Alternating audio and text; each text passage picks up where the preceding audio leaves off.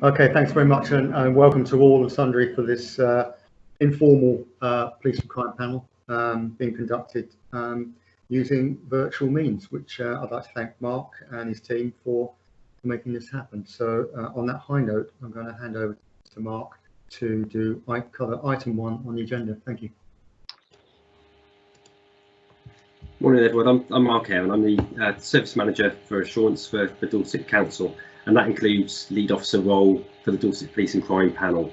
The approach we're going to take in this informal meeting is that after each item, the Chair will alphabetically ask each panel member whether they have any questions or points to raise, and we'll run through this in this order a second time to pick up any further issues. So members of the panel are asked to keep their mics on silent during the meeting until asked to speak, please. The meeting's being recorded and will be made available to the public as a record of the meeting. The meeting is, however, informal, and any formal matters would need to be escalated to the next formal meeting, which is scheduled for September. I'm now going to run through the roll call. Can I ask that as I introduce each of you, that you confirm who you are and your role, where possible turn on your video momentarily, as this may be the first time that many viewers will have seen the panel. So I'm going to start with the actual members of the panel itself, and I'm going to do this in alphabetical order. So starting off with Councillor Dove. Yes, thank you. Good morning. Councillor Dove from BCP Council, Vice Chair of the panel today and also a member of the Complaints Subcommittee. Thank you. Councillor Farquhar. Councillor Jules Farquhar, Vice Chairman BCP Council, and yeah, looking forward to this meeting today. Thank you. Councillor Fry, sorry. Morning, Councillor Fry here. Welcome everybody. Good to see you all. I'm on the Complaints Subcommittee as well. Thank you. Thank you. Councillor Gorringe. Good morning, everybody. Councillor Barry Gorringe, Dorset Council. Thank you. Councillor Haynes. Yes, thank you. Councillor May Haynes, BCP Council, here today covering for Councillor Mohan Iyengar. Thank you very much. Ian McVie. Morning, Ian McVie, independent member and the current chair of the Complaints Subcommittee. Thank you. Councillor Maidment. Thank you very much, Chair. Rachel Maidment, Councillor in BCP Council. Thank you very much. Councillor Pipe. Good morning, Councillor Bill Pipe, Vice Chairman of the Complaints Subcommittee and Dorset Council for Legitimate Minster, Upton and Unlegitimate Travers. Thank you. Thank you. Councillor Rennie. Hello everybody, nice to see you all. I'm Molly Rennie from Dorset Council. Thank you very much. And Councillor Taylor. Good morning everybody, Councillor David Taylor from Dorset Council, representing Charlotte St Mary and also on the panel. Thank you. Thank you very much. Have I missed any members of the panel itself? I think hopefully I've captured everybody. And if so, can I now introduce the Police and Crime Commissioner and his office? So again, if I invite you by name, and if you could just confirm who you are and your role, please. If I could start, Martin, with yourself. Good morning, Dorset Police Crime Commissioner Martin Underhill. Looking forward to this informal meeting, and thank you to Dorset Council and to the Chair and Vice Chair for arranging it. Thank you very much. Simon. Morning everyone, I'm Simon Bullock. I'm the Chief Executive to the Police and Crime Commissioner. Thank you. Adam. Good morning everyone, I'm Adam Harold. I'm the Director of Operations to the Police and Crime Commissioner. Thank you very much. And Julie. Morning, I'm Julie Strange. I'm the Chief Finance Officer for the Police and Crime Commissioner. Thank you very much. The meeting's also being supported by my colleague David Trotter from the Assurance Service. So thanks, David. I'll spare you having to introduce yourself. Have I missed anyone? If not, I'll pass back to the Chair to both introduce himself and provide the introduction to the meeting. Thank you very much. Thank you very much, Mark, and welcome everyone again. My name's Mike Short, independent member, and I'll be chairing this meeting today. As I said earlier on to the panel members, this method is a little bit clunky. It does require some patience and a little bit of self-discipline as well, but it does have the desired outcome in that we will get the opportunity to support and scrutinise the Officer of the Police and Crime Commissioner and the Police and Crime Commissioner himself across a number of important issues that are prevalent today. Before I sort of start off, I'd like to pay respects to one of our panel members, Councillor Colin Bungay, one of the area's longest serving and most respected councillors, who died suddenly in April. Colin was an honorary freeman who served on Christchurch Council as an independent councillor for an unbroken 36 years before being elected to BCP Council. Colin had been on our panel for just under a year, and his contribution, I have to say, will be sorely missed. And the panel passes on its heartfelt condolences to Colin's wife, Sue, and I'm sure you'll all join me in that respect. Whilst not live, as in we're doing this face to face, the meeting is being recorded, as Mark just outlined. There are a number of panels across the UK that have done informal chats, but I'm not sure if they've done it to this level or depth. It'd be interesting to find out. I'd also ask the PCC to pass on the panel's thanks to the force's 126 special constables who have contributed in excess of 24,000 hours in helping tackle crime in their local area during this COVID-19 pandemic, supporting regular officers by going out on patrol, engaging with the community. Worth remembering that these special constables are not paid, they are volunteers, but they carry the same warrant as a regular police officer and have the same powers of arrest and all the other issues or areas that police officers cover. Well, finally, I think the panel would like to congratulate the OPCC for conducting scrutiny of Dorset Police during this difficult time. The independent out-of-courts disposal panel, made up of members of the public from a range of different backgrounds, met virtually for the first time since the restrictions began to look at a range of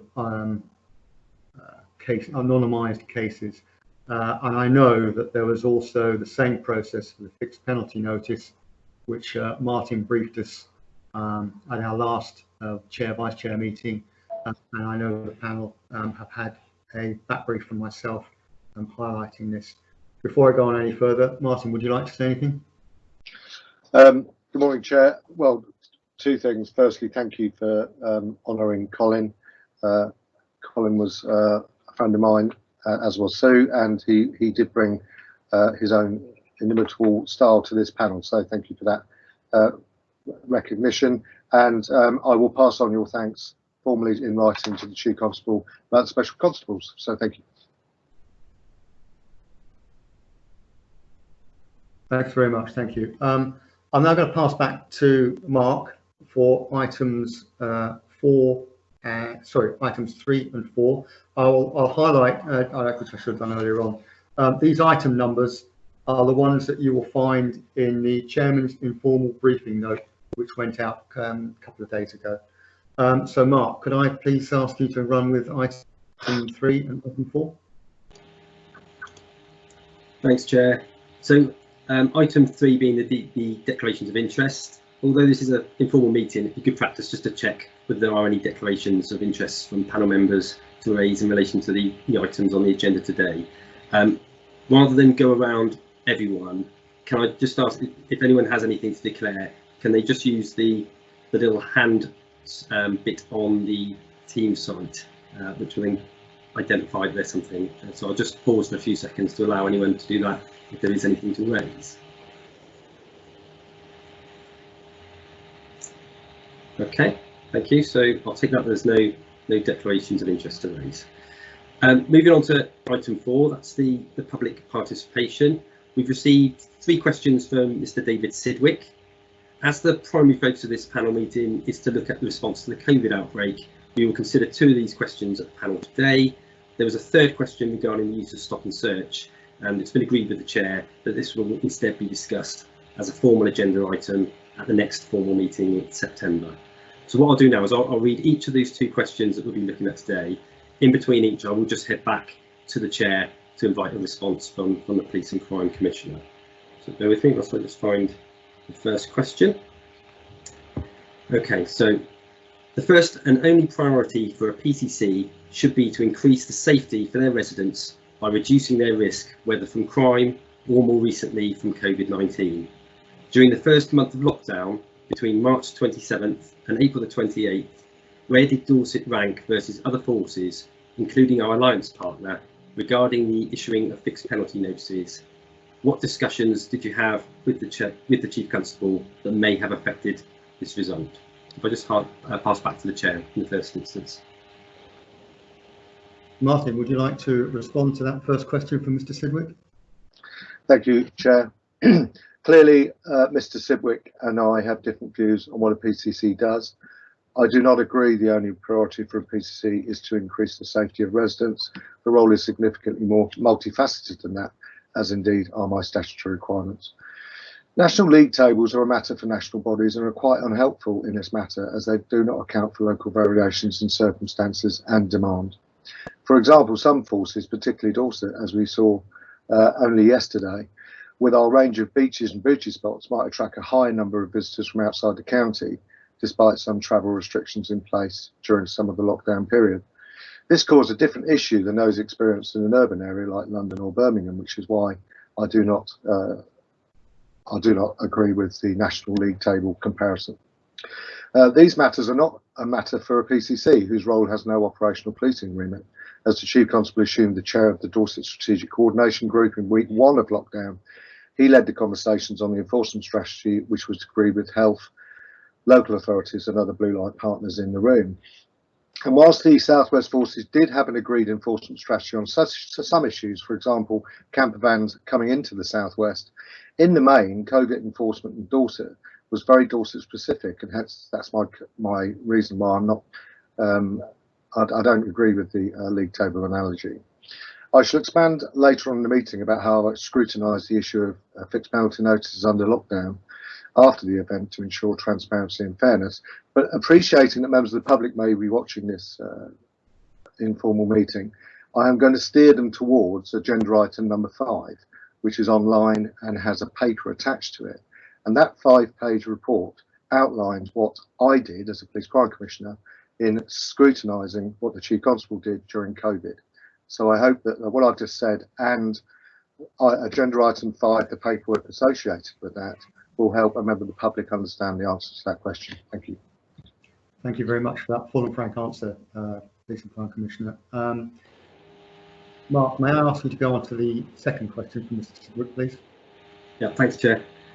Many commentators predicted a reduction in crime during lockdown overall, with an increase in domestic violence, child sexual abuse and commercial property theft. What actions did you take to prepare and prioritise resources for these increases? I pass back to yourself, Chair, first. Thank you, Mark, and I invite an answer to that question from Martin. Thank you. Thank you, Chair.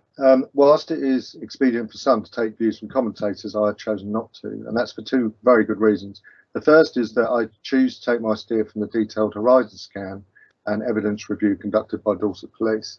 And secondly, and as a case in point, most commentators in the national and local press predicted a huge rise in police demand after lockdown, not during it. And that's something we have not seen during the initial phased release of lockdown, and it's not something we're now anticipating happening here in Dorset, although it may happen elsewhere. And actually all of the areas covered by Mr. Sidgwick have had a very small increase here compared to nationally. So going back to the force detailed intelligence, the March Strategic Performance Board considered the possible impact of COVID-19 on crime and antisocial behaviour rates in detail. And this included taking into account learning from other countries which had already entered lockdown and national emerging best practice from the National Police Chiefs Council, the College of Policing and others. Whilst COVID-19 is undoubtedly an extraordinary circumstance, the ability of policing to flex and respond to dynamic changes in demand is well proven. And Dorset Police and the Dorset OPCC have clear systems and processes in place to consider not only future possible, but also emerging actual demand. The actions therefore form part of my team's business as usual activities, and we focused on clear considerations of emerging intelligence, daily performance briefings and longer term performance, safeguarding and resource management ambitions in conjunction with the Chief Constable. The daily COVID report, which I will talk about later in this meeting, produced by the force enabled assessment of the potential risk areas on a daily lifetime basis. For example, allowing my team to scope potential areas of demand in the third sector, which is why I introduced the COVID-19 Emergency Fund to safeguard the continued delivery of victim services during lockdown. And actually, over and above the answer to that question, I'm going to highlight to the panel that we have only heard yesterday that our bid to the MOJ for £212,000 to fund third sector victims in Dorset, U-Trust, STARS, Maple, AXFAST, BCHA and Victim Support has been approved in full. Thank you. Thank you very much for that, and congratulations on managing to secure that funding from the MOJ. No mean feat, I have to say. For panel members, rather than going around asking if they've got any questions on item 4, the questions that Martin's just answered, I would ask you to hold those until we get to the end of his presentation on item 5, COVID-19. And wrap them up as generic questions if you do have anything on that he's just said. And now moving on to the main meat of this meeting, which is item 5, COVID-19. May I thank Mr. Ian McVie, who constructed the key lines of inquiry for this item, and of which the OPCC were privy to about 4 weeks ago, and they have produced the paper which you've got in front of you, which is thank you also to Chief Exec for producing this paper and the OPCC in general. And I think rather than me going on any further, it is a report from the Police and Crime Commissioner to the Police and Crime Panel, and so I will hand over to Martin for him to present his report on COVID-19. Thank you. Thank you, Chair. Hopefully panel members have had a chance to read this report, which I'm very proud of, because I think Dorset Police and Dorset OPCC responded really well to coronavirus, and that's because of our excellent collegiate relationship prior to the crisis. And in fact, I'm just going to highlight various things on various pages, and again I'll do that with page numbers for members of the public if they are reading this report with us later on. I think the first thing that most people didn't appreciate was that the government's coronavirus action plan was published on the 3rd of March and was discussed on that date by the Chief Constable and myself. That was over 2 weeks before lockdown. I'll then highlight on the 16th of March, we were provided with a formal update on COVID-19 by the Gold Commander at my request, and I discussed the issues with the Chief Constable because by the 16th of March it was quite clear lockdown was coming and was about to be implemented, and we were really worried about community impact assessment, resource contingency planning, and really concerned about PPE and sickness absence management. On the 21st of March, we got into what I called the battle rhythm, which was a daily executive briefing, which I talked about already, which was a daily report which outlined everything you needed to know about how Dorset as a county and policing as a force was coping on a 24-hour basis. That included sickness levels, crime reports, breaches of COVID. For example, a pub breached COVID, and I was made aware of that the next day in the briefing report. And so everything to do with the regulations, to do with safety of the public and the safety of the police force was covered in that daily executive briefing. And if someone said to me as Police Crime Commissioner, what's your best practice that came out of this crisis, it was that daily briefing. It was invaluable to receive. And it was a fantastic briefing document, and it enabled us to focus on the issues at hand, which in the early days, as you know, 2 big issues. One was staff sickness, the other was, staff sickness, staff isolation, and the other was PPE. And that enabled us to set up a 3-weekly call between the Chief Constable, Deputy Chief Constable, myself and Simon, and we then got into what I call the battle rhythm. And in joining that battle rhythm, we then needed to brief local politicians. And so we got into a routine of a weekly call with senior politicians in the county. By the beginning of April, which when you think about it, was only 2 weeks after lockdown, we'd gone back to business as usual in relation to strategic boards in Dorset. And I know from talking to other colleagues, other police forces took several weeks after that before they got back to business as usual. And so we were then back into joint leadership boards, resource control board, performance boards, legitimacy board, the prison board, which is our IT change strategy, and the estates board, etc. So we were very quickly back into doing the stuff you need to do to keep the business running. And in addition to that, we brought in various new meetings, which myself, Simon, or my team attended. So good examples of that was the Strategic Coordination Group, which actually was then chaired by the Chief Constable, the Recovery Cell, which the force set up to recover from COVID, the Comms Cell, which the OPCC manager went to, the HR Cell, the COVID-19 Wessex Coordinating Group, which is CPS Wessex, and Hampshire, Dorset and Wiltshire PCCs and Chief Constables, and the Ethics Committee. And then as time went on, we got into a really good system, and I'll just list to you what happened to me as PCC in an average week. We had an executive briefing call 3 times a week, as I've mentioned. I had a weekly call with the policing minister. In fact, I'm speaking to him after this meeting today. We had a regional PCC call between the 5 PCCs. We had a regional chief exec call between the 5 chief execs, and of course the 5 chief constables already speak weekly on a Friday. We had MP and leaders calls once a week, which was supported in my regard by the Chief Constable, the Deputy Chief Constable and Simon.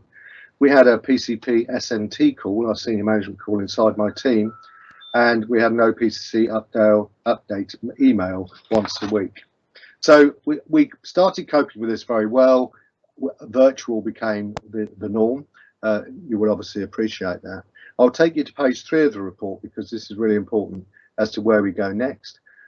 So the Dorset Police recovery work has led to the creation of 4 strands. The first is restart, restarting business plans. The second is reset, new ways of working with our communities and partners. Today's virtual meeting is a good example of that. Resilience and wellbeing, a plan for the next 12 to 18 months. We know already, in fact I was told last night, because I lead nationally, as you know, for suicide and mental health, that the NHS nationally are expecting a 30% increase in suicide referrals and serious mental health issues in the next 12 months. So resilience and wellbeing of our workforce, as well as resilience and wellbeing for communities, is a huge challenge.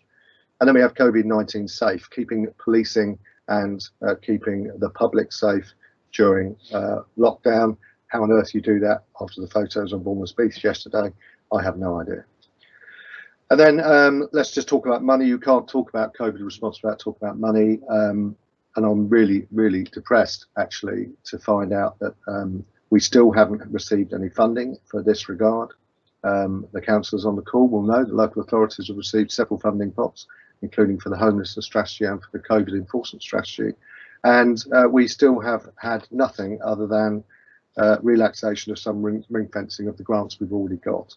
And I anticipate at some stage one of you to ask me how much this has cost Dorset Police, and I will be happy to answer that.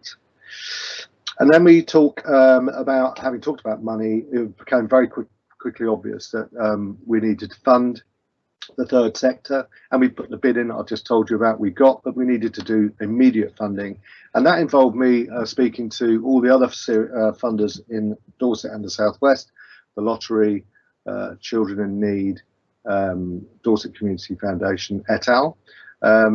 We all came up with a strategy that we would all use, and actually it's led to my team and those other charities agreeing to a 3-monthly meeting, so we all fund in the same way and make sure we don't double fund the same charity. I set up a COVID commissioning grant, in which we awarded £65,558. And I must say thank you to my team, because typical Underhill, I phoned up and said, can we do that this week, please? And we did. We literally opened that fund and closed it within a week, and a week later the cheques were in the post. So within 2 weeks of awarding or announcing COVID funding, it was done, and quite rightly so, because some charities in our area were really struggling. And then the last thing from me is fixed penalty notices, which is page 4. I was very keen, if you remember, because it's been a long journey for all of us, but if you remember, in week 1 of lockdown, we had the Derbyshire scandal, as I call it, where the drone was monitoring people walking in the Derbyshire Dales. And then we had another scandal involving the issue of fixed penalty tickets. and I could see public confidence very quickly eroding because of some of the actions of other forces in the country. And so I asked for an urgent review of FPN notices in our force. Adam will talk about that later, I hope. But basically, Adam, my Director of Operations, did a very quick and dirty scan of FPNs issued in Dorset, and I was very happy to read the results because we did not tick any boxes for disproportionality or unauthorised issuing. And in fact, we only issued one FPN by mistake, and that wasn't actually the police's fault. The person issued didn't tell the truth about their age. They were a child. And by the time it was realised, which was the next day, that ticket was issued and then cancelled. And also on the back of the Derbyshire drone issue, I asked for a survey to make sure that we were taking the public with us during COVID. And that, for the members of the public watching this, is on page 5 of item 5 on the agenda. And I think the strongest point there, it was a throwaway comment we put in the end of the survey, actually. It wasn't the purpose of the survey. The purpose of the survey was ascertain if we've been clear in messaging about COVID. But one of the questions at the end of the survey said, do you agree that Dorset Police will treat you with respect if you contacted them? And 83% answered yes, which was an amazing response that was a bonus for us. That is my answer, Chair, subject to questions. I hope that gave you an overview.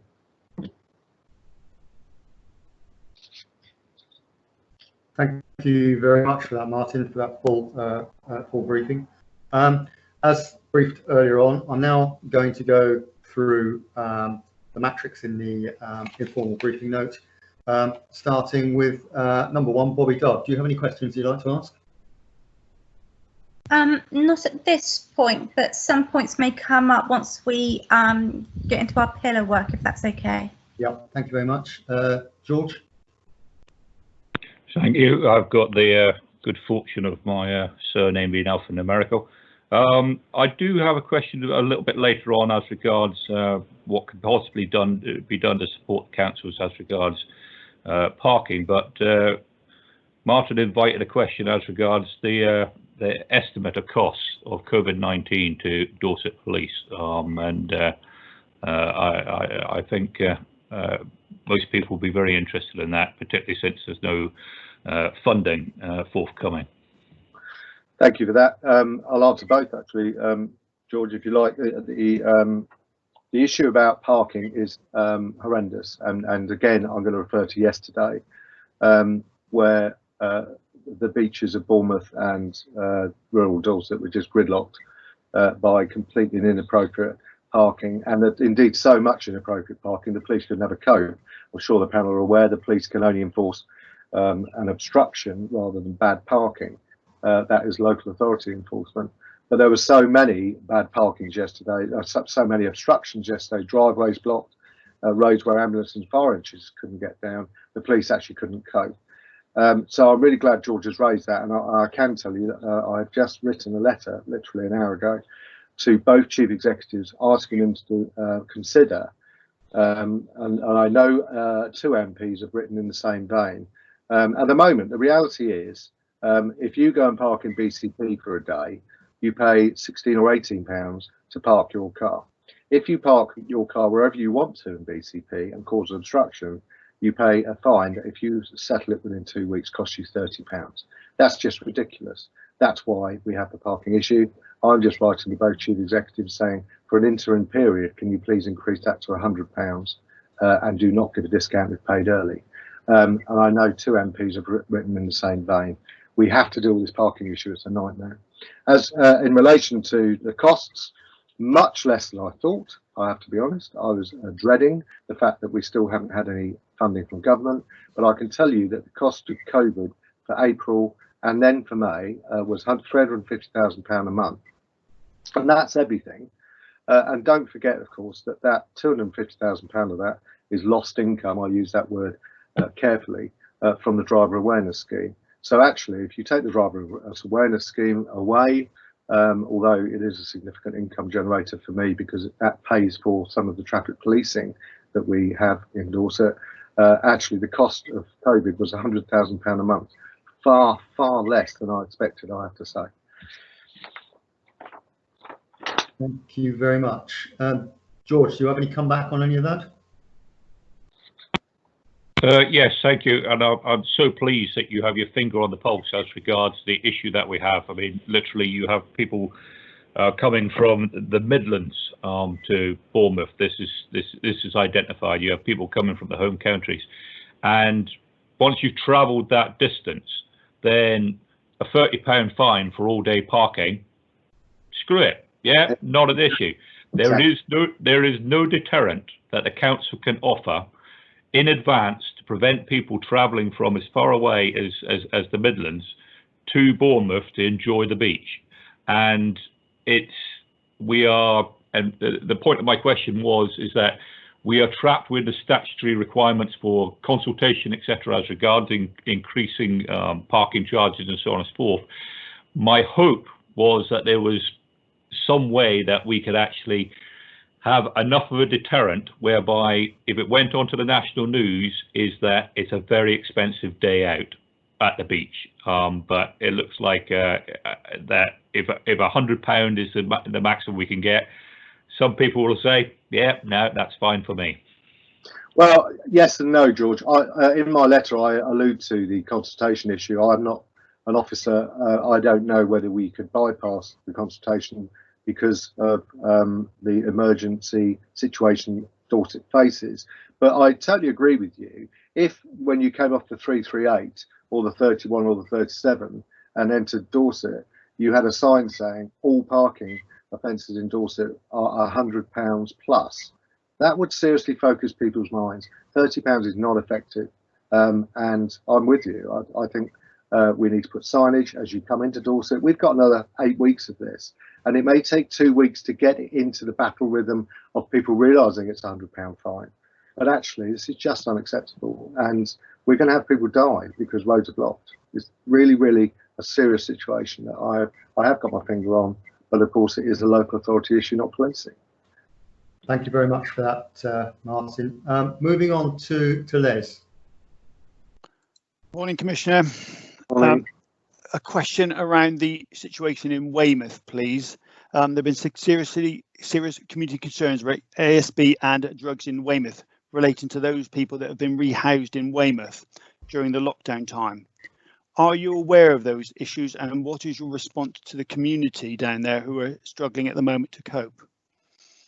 Okay, thank you for that question. I am aware. I have been aware for about a week now of, well, I say a week, it's gone on for 3 weeks, but the big complaint started 3 weeks ago. The petition was launched 2 weeks ago. But I would say last week, it really did reach a hiatus where MPs, councillors and the public are deeply aggrieved by what's happened in Weymouth. I can tell you that I emailed the chief executive and the leader of the council yesterday asking for an urgent meeting. I have 2 concerns about Weymouth. One is, well, I have 3 concerns about Weymouth. One is 173 people across the whole rural county were pushed into one town. I do not understand the logic of that, and I'd like to understand why. 2, those 173 people appear not to have been supported anything above statutory requirement, which I consider to be a mistake.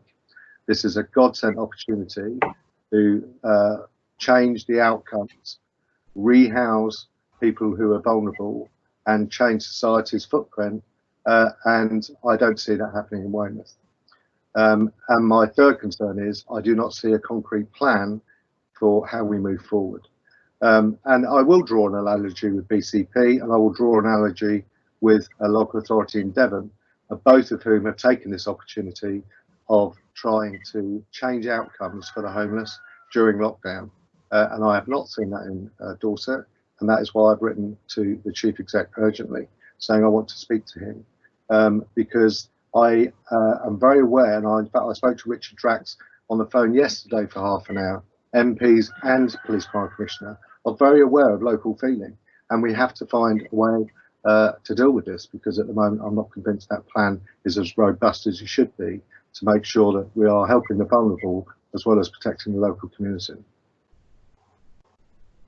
Thank you very much. That's very helpful, and I'm sure the public will be reassured to hear your comments there, and hopefully we can see a way forward there.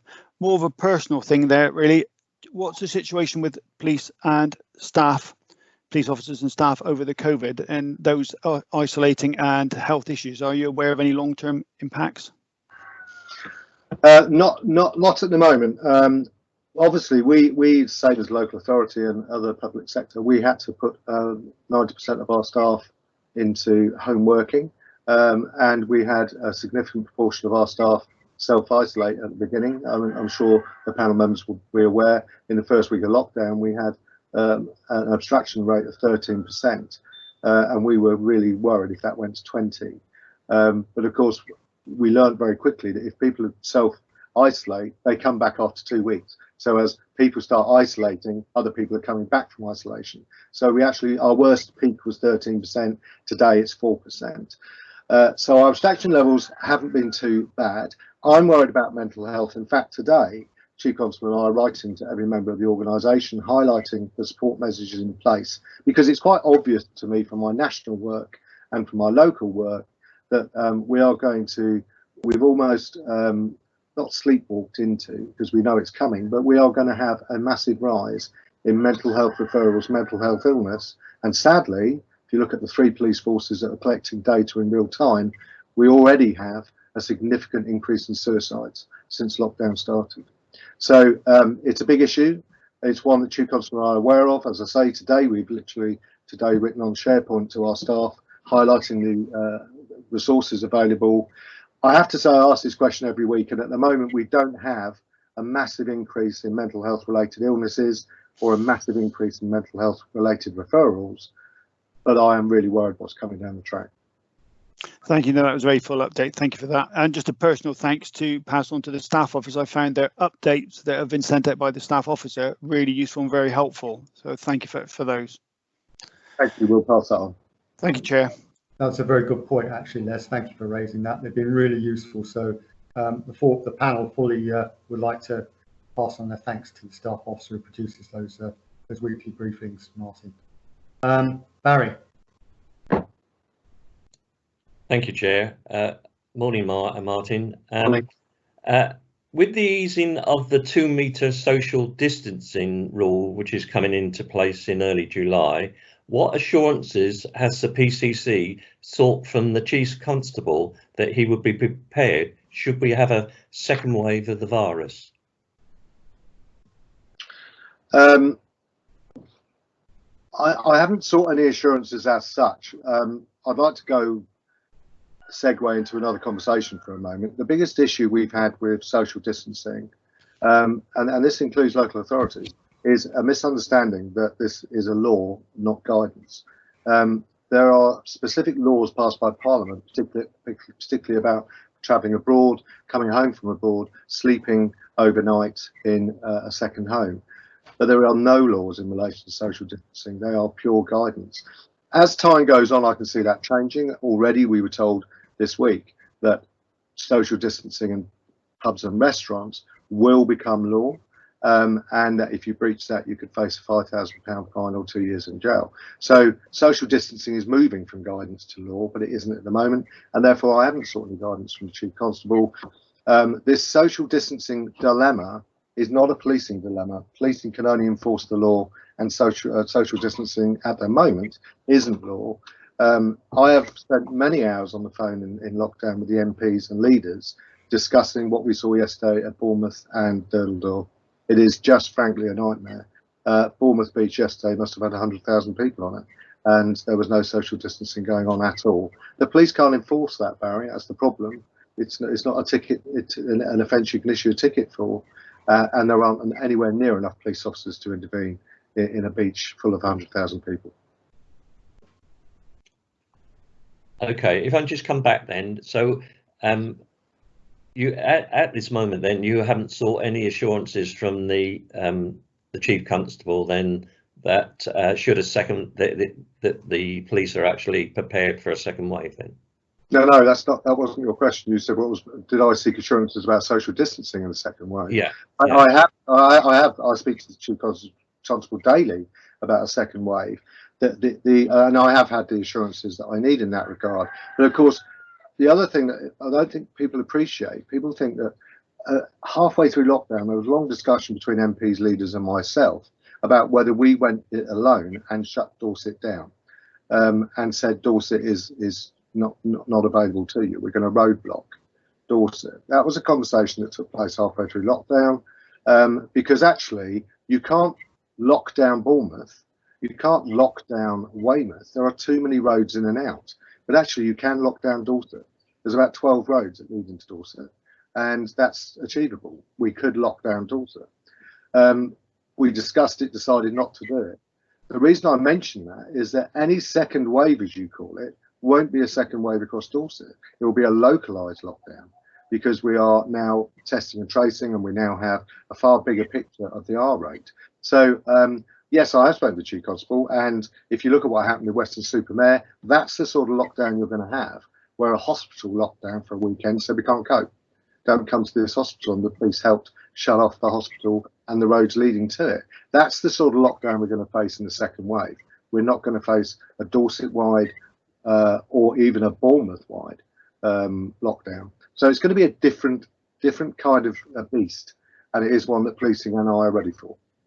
So just to clarify on this lockdown of the roads into Dorset, then we can't do that at the moment, but we would need government permission to do that. Would that be the case? Yes, I was talking about in week 3 of lockdown, where we still had people, a lot of people, getting FPNs coming out for a day out in Dorset, even during lockdown, and that's when the conversation took place, because the law would have allowed us to shut those roads, or at least have a roadblock and say, why are you coming into Dorset? So no, you couldn't do that now. The whole rules and guidance and law has changed. Right. Okay. Thank you very much for that. Thanks for that, Martin. I know that Simon may want to come in. I'm not sure if you do, Simon. Thank you, Chair. I just wanted to, just to bear in mind the question, I just wanted to mention local outbreak management plans. So local outbreak management plans are essentially the contained strategy. So it's about, from a public health perspective, what does managing living with COVID look like as we move into recovery? So a local outbreak management plan is responsibility of upper tier local authorities. So both BCP and Dorset Council are in development. They've got their plans in development, and it was only yesterday that the strategic coordinating group had a detailed presentation on where those outbreak management plans are. They're due to be published by the end of this month, so in the next few days. Essentially, the local outbreak management plan puts into place scenario planning, testing, mapping, exactly what would happen should a second wave happen. Exactly as Martin says, there are some local outbreaks that have happened. So across the country, there have been local outbreaks in, for example, care homes, and those have been managed, contained locally by individual areas. In terms of a second wave more broadly, so something that might be county-wide, regional-wide, potentially even nationwide, that's the remit of the strategic coordination group. And so that body, which local authorities, policing, all partners are looking at. So from the perspective of a wider second wave, it's not necessarily a policing issue, it's a partnership issue, and all partners have those considerations as part of local outbreak management plans. Okay, thank you very much for that. I'm going to move on if that's okay. May. Thank you, Chair. Good morning, Martin. I wonder if you could tell me whether in your discussions with the Chief Constable, any consideration was given to using dispersal orders. And the reason I'm saying that is because obviously, as you're well aware, we've had all these people come down to Bournemouth, Christchurch and Poole, and I'm talking quite specifically about sandbanks where it was completely overrun with large groups gathering on the beach, having barbecues, and in general causing a lot of disruption, because sandbanks is just unusual in that it's actually all residential there, and whether that is something that was discussed or whether that's something that would be considered for future, because this is an issue that isn't going to go away anytime soon. Sorry, Martin, you're on mute. Sorry. Yeah, thank you for that question. And for members of the public watching, we're talking about Section 35 dispersal orders, which can be authorised by a superintendent or an inspector. in certain circumstances. It was discussed in week 3 and week 4 of lockdown with myself, the Chief Constable, and it was discussed in the forum with MPs. The Chief Constable took the view that this was not an appropriate use of disposal orders. Very few other police forces use disposal orders in this way. You need to remember that Section 35 is quite a significant power and relates specifically to crime and antisocial behaviour. It does not cater for COVID. So it was discussed. Whether it's a tactic that will be used in the future, bearing in mind where we're going, that is something that I am talking to the Chief Constable about. And to allude to what I just meant by that, it's quite clear with the strict guidelines that the government have issued with pubs and restaurants, the fear of the police on the 4th of July, and by the way, I will just say, why on earth would you reopen nighttime economy on a Saturday? I'm sorry, that's just negligent, ridiculous. It's going to cause so many problems for policing nationally to reopen the whole economy on a Saturday night. I can't believe they've done that. But there you go. The big problem for Dorset Police isn't going to be the pubs. One, because social distancing. 2, they're now saying that you have to give your name and address, and you cannot sit at a table with someone from more than one household. I mean, it's effectively just going to price pubs and restaurants out of the game. What Dorset Police is gearing up for is the 30-odd or 40-odd people with their deck chairs sitting in a park, sitting on a beach, and going to the off licence and having a social gathering in a public place. That is what we're anticipating will be the huge demand on the 4th of July, not the pubs. And that's for the reasons I've already stated. So therefore, if you look at that as your potential risk, then dispersal orders could be considered in the future. But I would stress, this is not my decision. It's a policing decision. I approached the Chief Constable to discuss disposal orders. We discussed it at length, and he said he didn't consider it operationally to be an option on his toolkit at the moment, but it may be in the future. May, do you want to come back at all? Yes, just so very quickly, I thank Martin for that answer, and I would just put in a plea that should things continue in the same trajectory where we have lots of people coming down to the beach, and as you yourself had actually forecasting that perhaps you'll have more gatherings in parks and beaches, that I would ask that this situation of using dispersal orders be kept under review, because at some stage, and this is my personal opinion, that it might be something that we will endorse it have to do. Thank you. No, thank you. Thank you very much. Moving on, Ian. Morning. Morning, Ian. First of all, I must probably reiterate a little bit, the stakeholder letters I think have been really useful. And if you look at the one on the 19th, that gives quite a lot of information, including things around fixed penalty notices. And I think for the public who may be listening in, it's proof of the PCC ensuring that the Chief Constable is doing their role in this matter, and in turn that obviously helps us when we're doing scrutiny. And it also most really makes the point even more that the PCC hasn't actually only got one priority, he or she has quite a few, but there you go. So mine starts with obviously the questions that we set at the start. There's a couple that were most probably put in a bit too early, and they are about a review to see what lessons there are to learn, what went well, etc., and also the safety and well-being, which obviously is not going to be just a simple one-liner. So the question is would we in our next formal meeting see a bit more around those two aspects, given that it's hard to do a review of COVID in the middle of COVID still going on? So yes, and I anticipate about those questions, and my team and I spoke about this the other day. I'm more than happy in September to present a paper on both, actually, because we've learnt a lot of good stuff from COVID as well as some bad stuff. Sorry, I'm just going to let a dog out. These things happen. And so we've learned from some really good practice and some bad practice. We've made mistakes. We've learned from those as an organisation, as a police force, and as partners. But the good practice coming out of COVID, it's really important to realise that despite the tragedy and the death, this is going to cause a system reset for society, and we will never be the same again. I think we all know that, and we need to celebrate that, and we need to learn from the good practice that's come out. And two very quick ones for a member of the public watching. We took all the homeless off the streets of Dorset overnight. If you can do that in a COVID emergency, why can't you do that normally? It's a no-brainer.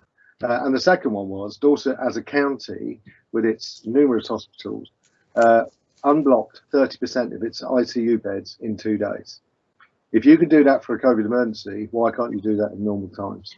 They're two really good examples of what COVID has brought to the table, and they're two really good examples of how society can get better because of a disastrous, awful epidemic. Thank you. Next, I've got a couple of other questions, Mike, on mine. Sorry. Yep. The next one is to do with finance.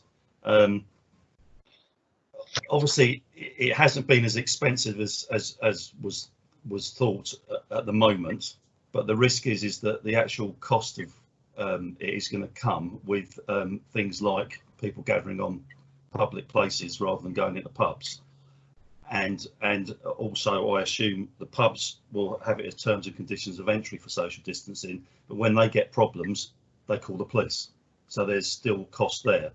So there's two questions really.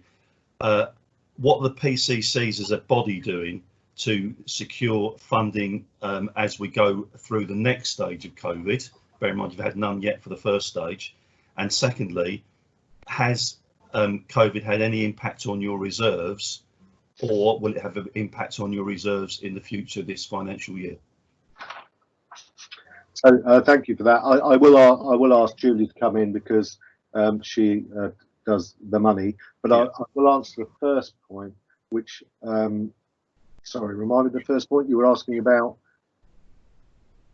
In terms of you, the PCC is trying to secure funding for what will be actually the hidden problem of coming out of COVID as social distancing goes to pot effectively. Yeah, absolutely. So the first point I can answer because I spoke to the police minister. So I was going to speak to him this afternoon. Actually, I spoke to him last night. So I can answer the first point. I'll hand over to Julie to talk about the reserves. The issue of funding for policing is not going to be resolved. We were promised by the policing minister I've lost count of how many phone calls, probably 10, that we would have our funding come through as everyone else has. Because let's just put on record, the Coast Guard, the Fire Brigade, the local authorities and the NHS have all had emergency COVID funding, and we haven't. So the reality is we're not going to get it now. But what I can say, which answers your question about what are we doing as a group, the policing minister made it clear last night that the next CSR starts in July and will report back in August. That's a really, really quick turnaround. And more, we think that we'll be facing a 3 or 5 year funding rather than a year. We were told it would just be a carry-on year because of COVID, but the government are quite adamant that actually we can have an SR starting in July and ending in August. So we sought assurances from the policing minister last night that we would be including the future of COVID in that bid.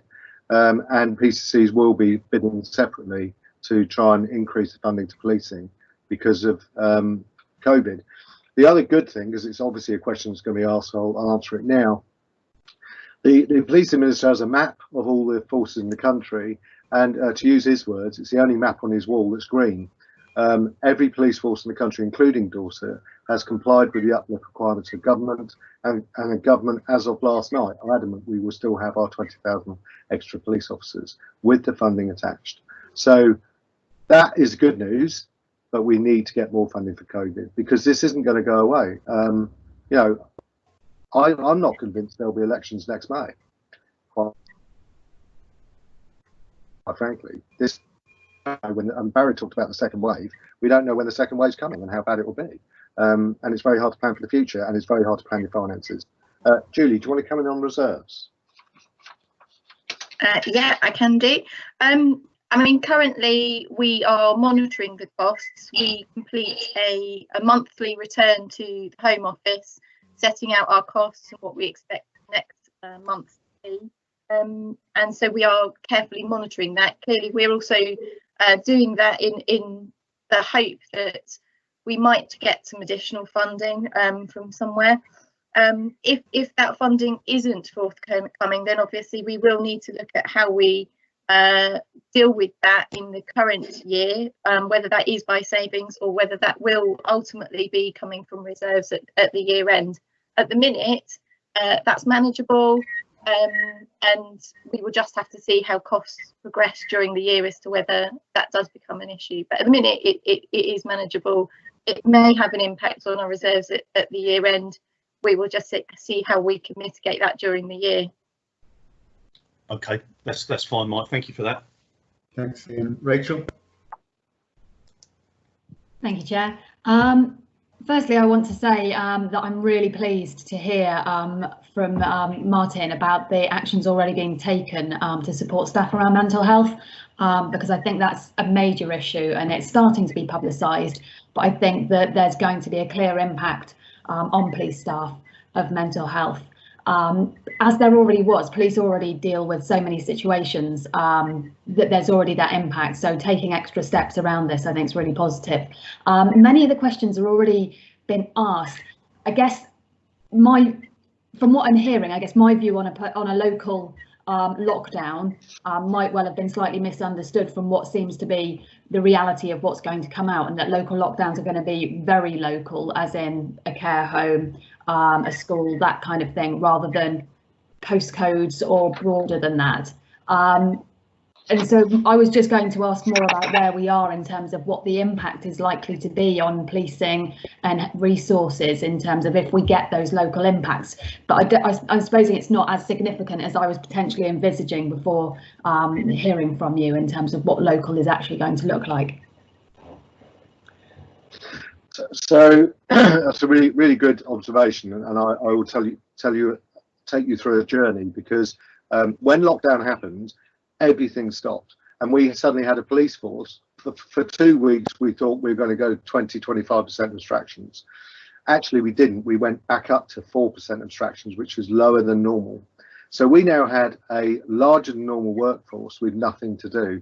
I know that sounds silly, but I don't mean it like that. Policing always has something to do, but most of the routine crimes, your burglaries, your shopliftings, your robberies, they all disappeared. And so policing for 4 weeks had a chance to catch up, take breath after 10 years of austerity. And they cleared all of their outstanding crimes. They cleared all of their outstanding bails. And policing, actually, the lockdown gave policing a chance to take a breath for the first time since I've been Police Crime Commissioner. The reason I tell you that is that when the lockdown started easing, demand came back, and suddenly we were faced with what we thought we would be faced with, which is business as normal as a police force, which we had in January, but now we've got COVID on top. And I do worry about that. Even with the uplift, I worry that policing now because before COVID, policing in Dorset, policing nationally, was literally on its knees because of the demand. The demand's been incredible. And what we're seeing now is an increase in demand back to normal levels. I'm sure you heard the Chief Constable on TV last week. The middle of last week, I think it was a Monday or a Tuesday, it was the busiest day ever on the record of Dorset Police. So we now have normal policing demand back, and we have COVID on top. And that's why, and I say that because councillors will know that policing do have powers in relation to, for example, I mentioned earlier, the obstruction of cars.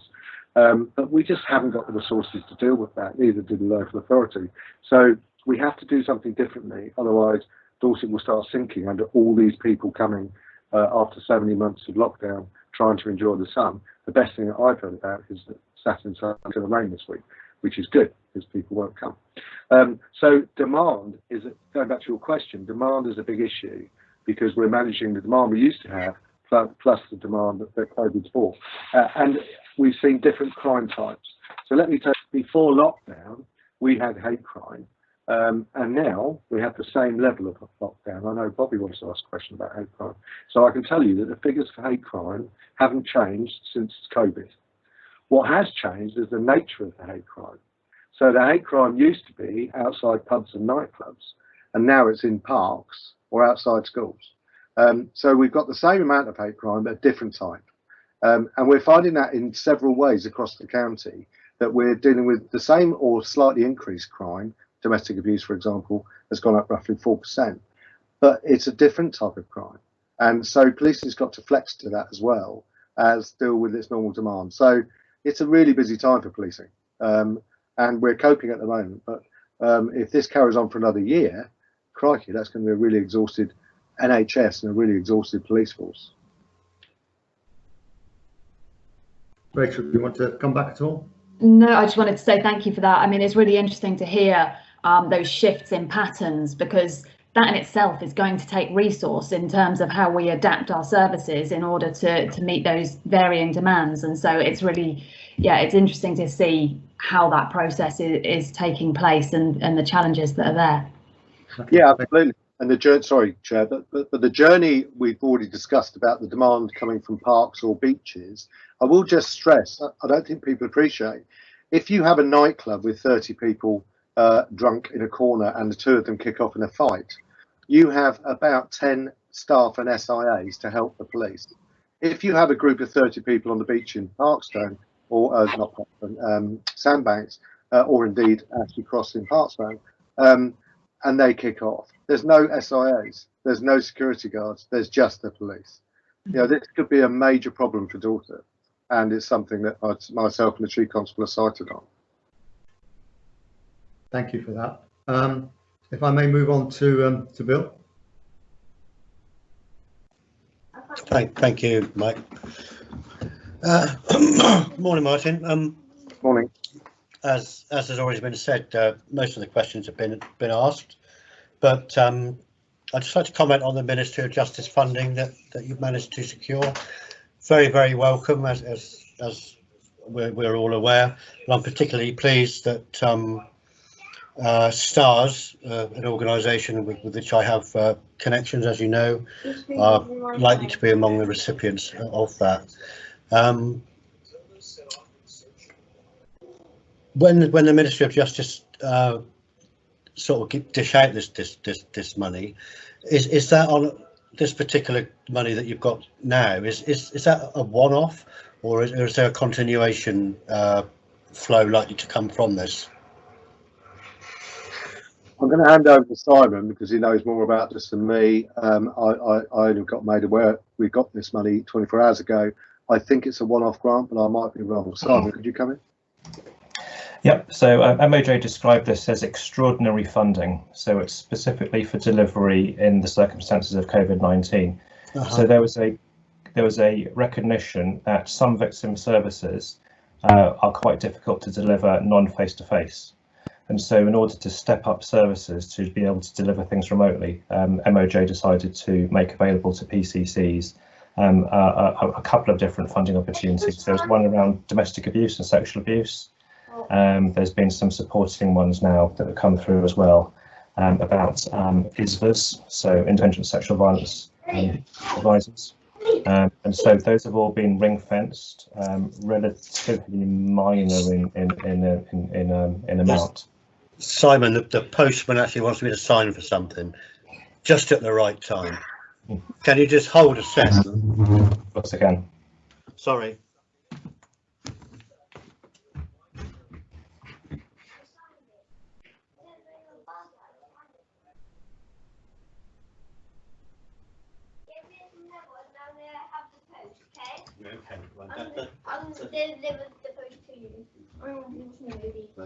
That he's talking on his meeting now.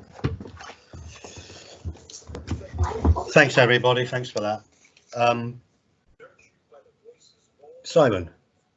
Yeah, so broadly speaking, just to confirm really, so one-off funding for specific purposes. MOJ has a habit of very tightly defining ring fences around its funding opportunities.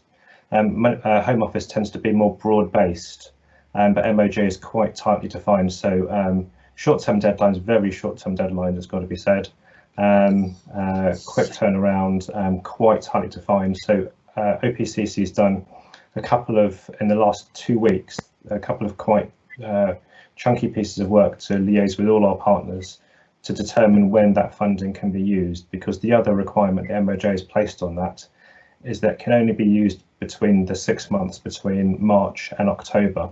So there is a window in which that money can be used as well. So although STARS and others are recipients of that funding, they have to use it by the end of October, and it's a use it or lose it fund, as is often the case with MOJ. Okay, thanks for that. I'll make sure they use it. Thank you. Okay. That's all for me. Mike. Thank you very much. Morning, Martin.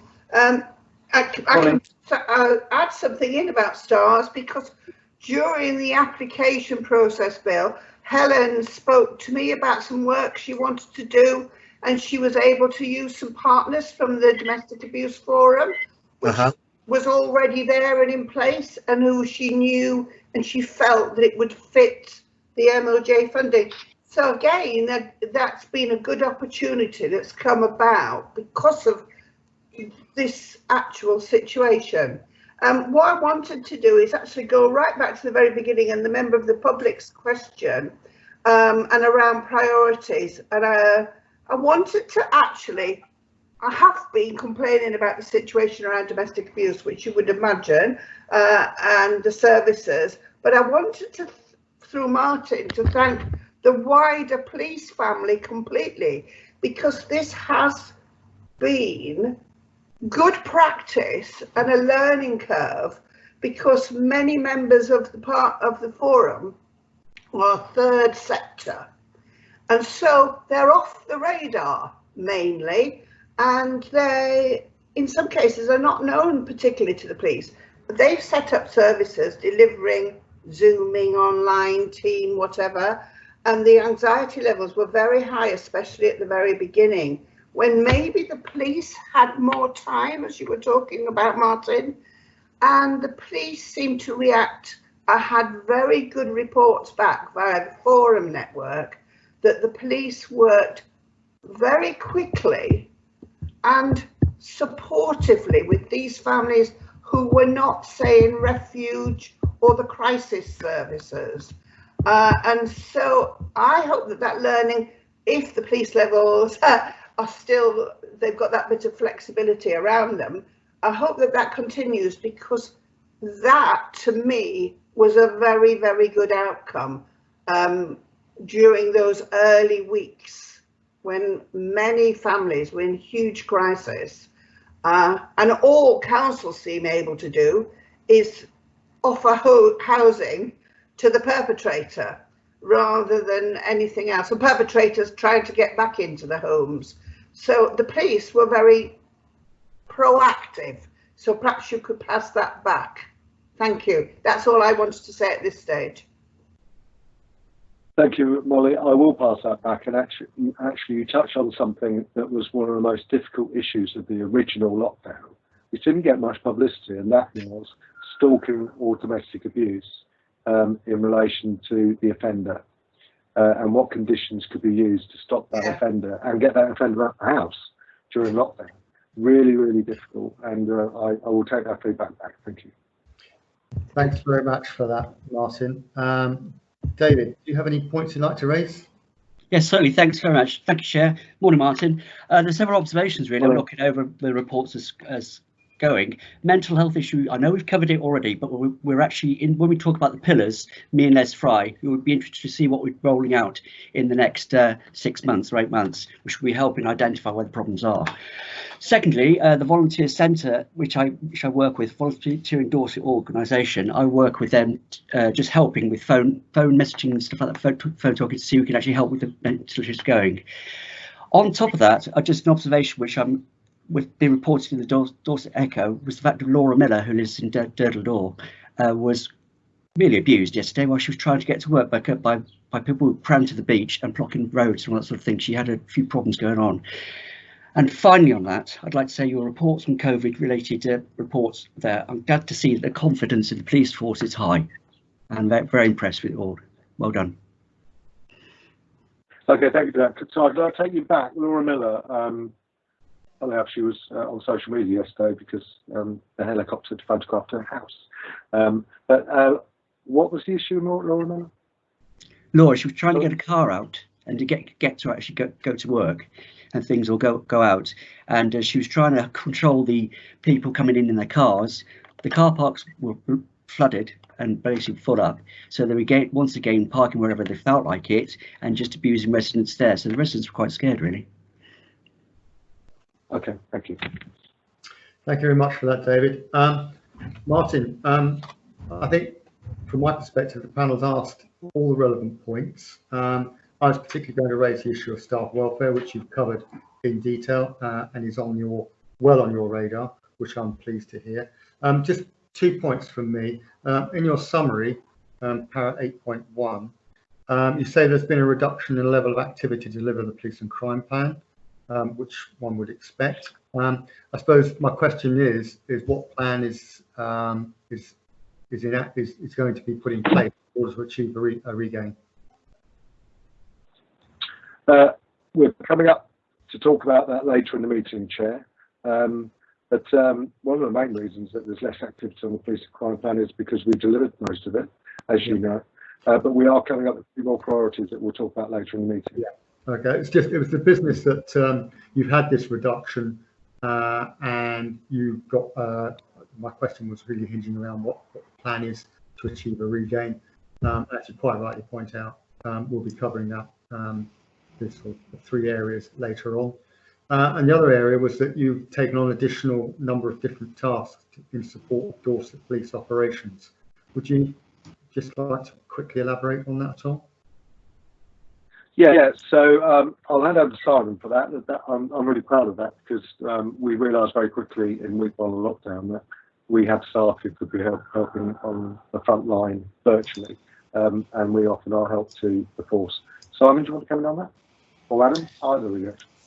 Yeah, thank you. I will do, Martin. I think just on the first point, Mike. So I think in terms of Adam chairs on behalf of OPCC something we call a WOM, a weekly operational meeting, and that looks at how we're delivering the police and crime plan on a weekly basis. What activities the team are undertaking, what activities that we're able to deliver through the force, what activities we're able to deliver through partners. And what we do is that Adam grips that really well. So what we do is that we manage that on a live basis. So as the capacity and availability of our partners and also police has diminished because they've obviously been taken away in delivering against COVID, obviously absolutely rightly so, we have been able to change and to flex our delivery in certain spaces. So we've moved away from delivery and into strategizing and into planning and into preparation. We've also had to move away some of OPCC resources from actually, in inverted commas, frontline delivery, as much as a policy-making organisation can be frontline, but away from that kind of front-facing police and crime plan delivery to governance, overview and scrutiny.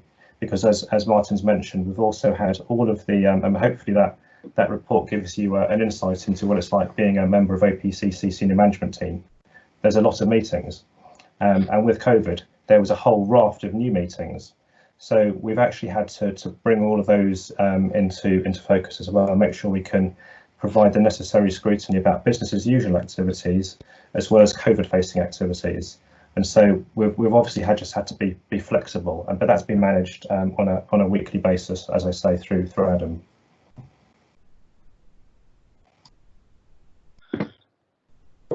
Thanks for that, Simon. Really appreciate that, and that's provided the necessary background that I was seeking and assurance.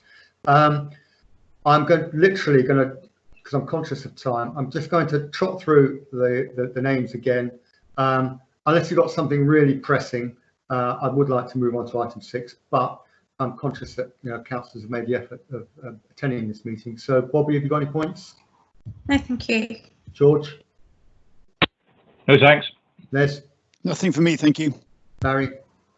No, nothing for me, thank you. May? Nothing, thank you. Ian? I would amusingly say 17 things, but it's actually nothing. Rachel? Nothing, thank you. Bill? Unusually, nothing. Molly? No, thanks. David? No, thanks, that's fine, thank you. Brilliant. Thanks very much, chaps. Appreciate that. Right, moving on to item 6, Police and Crime Plan Quarterly Monitoring Report. We included in this in the overall agenda. Whilst this meeting was primarily COVID-19, this was an opportunity for the panel to have a chat with the Police and Crime Commissioner over the Quarterly Monitoring Report, which is the bread and butter of this panel, dare I say. What I'm going to do is I'm going to hand over to Martin, ask him to introduce Pillar 1, and then I'll ask Bobby to, if she's got any questions she wants to ask on Pillar 1. I will then ask Martin to deal with Pillar 2, and then Les and David can chime in, and so on till we get to the last bullet. Hopefully that all makes sense. So I'm now going to hand over to Martin to introduce Pillar 1. Thank you, Chair. So I'm going to talk you through about 12 developments in Pillar 1 and then open for questions. Some of these are really interesting, I have to say. I do this every 3 months with the panel, as you know, but I find some of these really interesting. So the first one is that we match funded a County Lines locality review for Bournemouth by the Home Office sponsored Violence and Vulnerability Unit. It was scheduled for the end of March, but had to be postponed because of COVID. But I'm really interested to see what that gives us. STARS has been mentioned several times today. It's opened a new centre in Dorchester. It's been 3 years coming, and some of the funding for that came from my team. We work with partners to launch a new appropriate adult service for juvenile detainees by the Appropriate Adult Service TAS, and I think that's an important step forward for Dorset. And using funding secured by my team, the Dorset Anti-Slavery Partnership delivered awareness training to local nighttime and gig economies and taxi drivers. And the Veterans Hub in Weymouth added a gym and therapeutic area for ex-vets.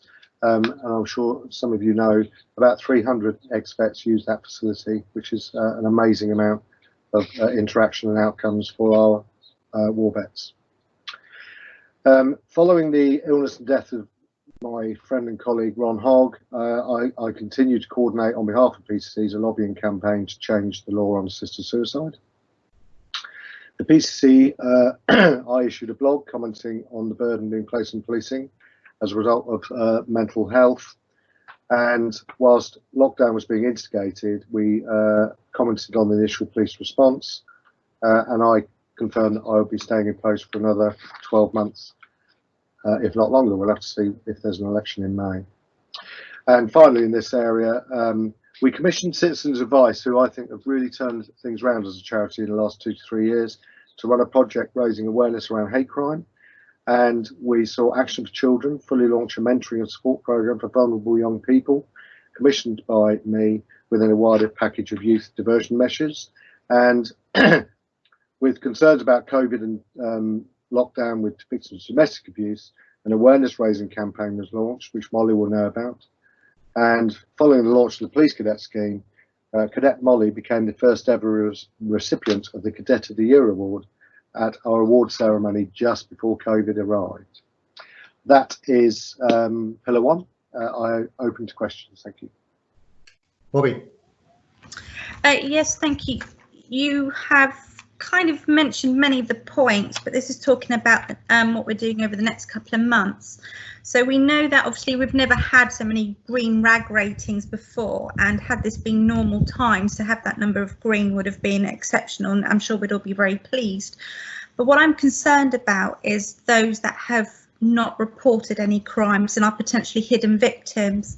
So what action are we undertaking, or are you looking to undertake to support them coming forward to start to report incidents that happened during those lockdown months? And those vulnerable groups will be the ones that you've mentioned previously, including the online grooming, not just sexual, non-accidental child injuries, elder crime, including fraud and abuse, and the suicides. Okay, thank you for that, Bobby. Okay, so the hidden crimes have been a dilemma for us all in the last decade, as we know. But I will go through each one because I knew you were going to ask this question. So domestic abuse, we've gone up slightly since lockdown, far less than we expected, and certainly far less than myself or Molly expected. And as usual for underreported or hidden crime, as you call it, increased reporting is seen as a positive. We haven't seen that much of an increase. There was a small increase of incidents around the middle of April compared to last year, although this did not manifest an increase in DA crime. And similarly, although there's been a steady increase in the number of DA PPNs issued, this appears to be linked to the wider awareness campaign, which I've just mentioned. Members have previously briefed on this DA awareness raising campaign, which launched at the beginning of lockdown and now appears to have had the desired effect. Child grooming, there's been no increase in police reported child grooming during the lockdown period. And that's for obvious reasons, other than online. Children were safer during lockdown, apart from familial abuse. Similarly, the early indications are that there's not been a corresponding increase in third-party reports or of child concerned PPNs. So that was unexpected, but good news. NAIs, or non-accidental injuries, as you call them, the data on this is available to policing, is the number of violence against a person crimes committed against a child victim, i.e. age under 18 or over. There has been a reduction during lockdown, which has started to ease back towards usual levels in June. It's likely that people are inside for longer periods of time, as the stats reflect the lockdown period almost exactly. There is the possibility that victims were not able to report the issues to the police at the time of the offence because they may have been living in the same house as the offender and have nowhere to escape to. But there has been no increase, as I've said, in PPNs. And it's useful to remember, obviously, when we talk about NAI, we're generally talking prepubescent children under 10. And you would still have to seek medical help, lockdown or no lockdown. So I'm reasonably heartened by that. Older victims, the proportion of crimes committed against victims aged 65 or over has remained stable. This suggests our older population has not been disproportionately affected by criminality during lockdown, although you'll know, because we've done a huge awareness campaign, lockdown fraud is on the increase massively, and we are making people aware of that day by day. There is a possibility the type of crime committed against older people has shifted during the lockdown period, but a forced review of the current data does not support that. Suicides in Dorset, there doesn't appear to have been an increase in the number of suicides, but I already alluded to the fact that there are three forces who have real-time data on suicides, British Transport Police, Lancashire and Thames Valley, and they have seen a significant increase in suicides. That would tend to support the fact that suicides across England and Wales are going to go up, and that's a real issue. The good news is, as you probably know, we already have a gold group in Dorset looking at suicides because of the Folkestone suicide issue. And there doesn't appear to have been an increase in the number of suicides linked to mental health in Dorset. I hope that answers the question. So just to summarise, are you satisfied the figures you have are truly reflective of what's been occurring in our homes or care homes over the last few months, or do you think there's any more work to be done to try and draw them out of the woodwork? I'm never satisfied when you talk about hidden crime, because it's called hidden for a reason. I'm going to ask the Chief Constable on Monday, because I think we have to respond and flex to the issues of the day, and now we are effectively ending lockdown, because that's what the government have done. I do intend to say to Chief Constable, what do we now do to look at those hidden crimes? The one that worries me, actually, only because it's such an unknown quantity, is the care home issue. And I will be discussing that with the Chief Constable on Monday. Thank you. Bobby, do you have any further questions you want to ask? I do, but I know that Molly raised her hand and I didn't know.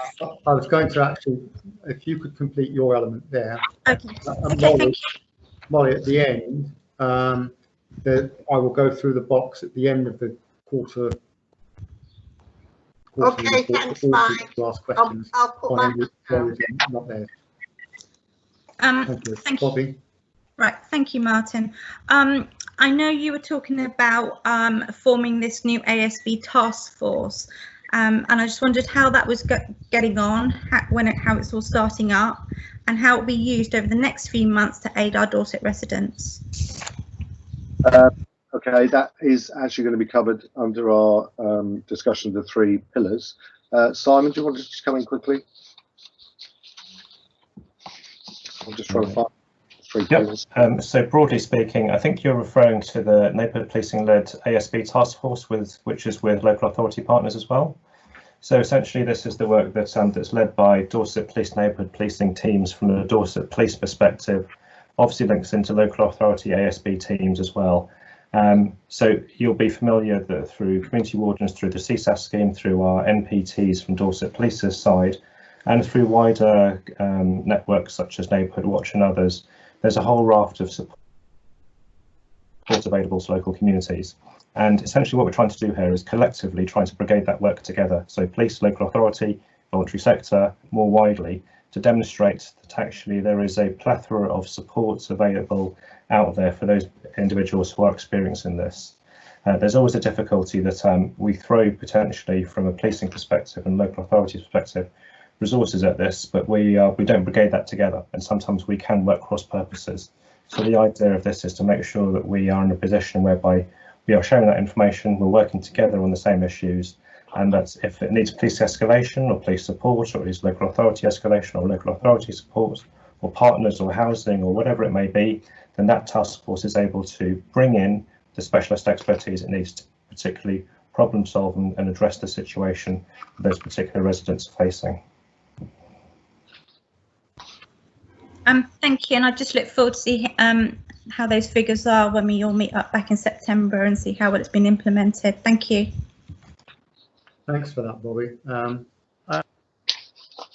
Just moving, I read your blog on mental health, tackling the mental health crisis, and I'm seeking a view more than anything. You actually state in there the additional demand routinely being placed on the police is a huge problem.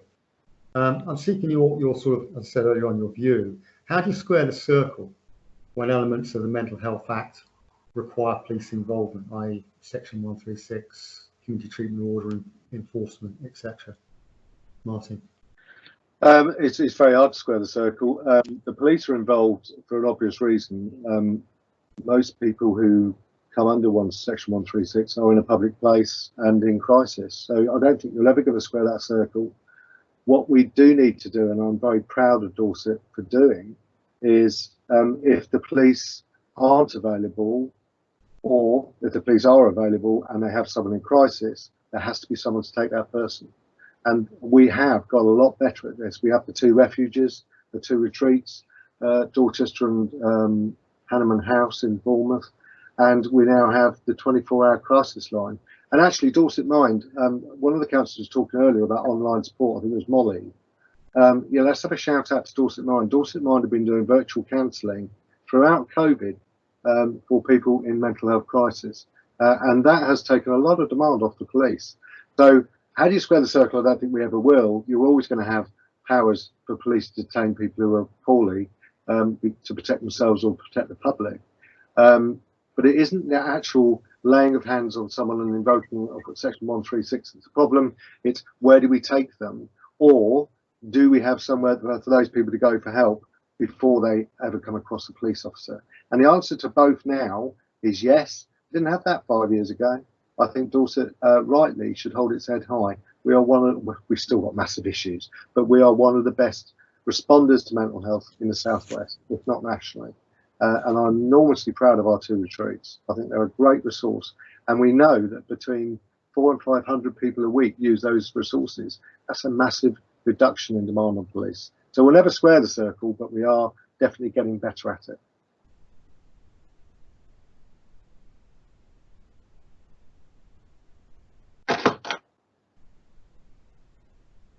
Hello? Mikey, you're on mute.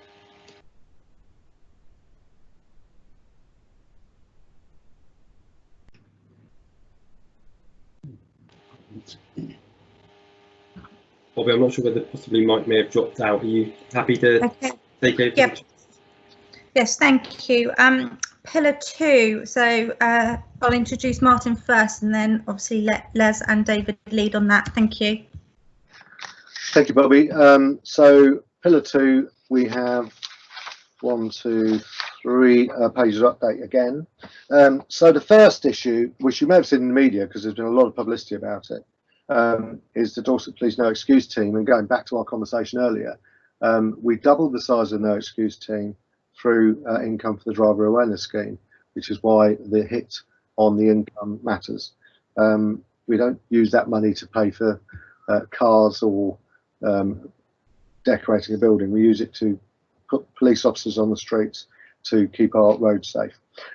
So the No Excuse team sees 35 vehicles in 3 weeks as part of a crackdown on rogue and unsafe drivers, and they're still doing it now, and this will be reported on again when I report on this quarter. And it's really been a useful initiative and has had a lot of public attention. For Safer Internet Day, the Dorset Police Cyber Detect Officer gave a guest blog to me. As you know, he's done it 2 years in a row, which is really useful. And we engaged with the National Economic Crime Centre, Project Otello, to step up the response to fraud, because as you all know as a panel, Dorset is one of the highest risk areas for fraud against our elderly. And we had more advice on COVID from our fraud protection officer as well. We've reviewed each neighbourhood engagement plan now provided by Dorset Police, rating them good against strict criteria. That's a massive step forward. I hope all councillors are aware of the neighbourhood engagement contract in their local area, because that is the commitment the police give to engage with their communities, and it's really important that you read that and make sure the police are held to account for it.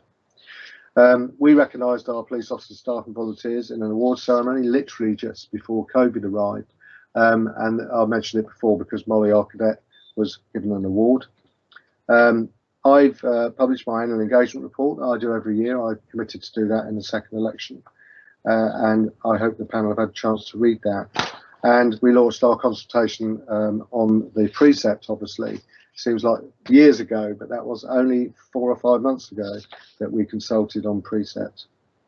We launched our first ever Bobby Van scheme, and for those who have seen it on social media, we've had letters of thanks now from victims and families saying what an amazing scheme this is. And I would just shout out to Bobby Van, because at the moment we've only got one in the conurbation and we need two, one for rural Dorset. So for the rural councillors, please be aware of the Bobby Van scheme, and please be aware I'm aspiring to bring one for you as well. We've had a series of prosecutions in Purbeck, Weymouth and Christchurch, highlighting the inroads being made by partners to tackle fly tipping. I was really pleased to see some really significant sentences issued in the last 3 months or 6 months in Dorset for fly tipping. That wouldn't have happened 2 years ago, frankly. Partnership has really stepped up, so have the police, so has my office, and we are now using our problem solving forum in a big way.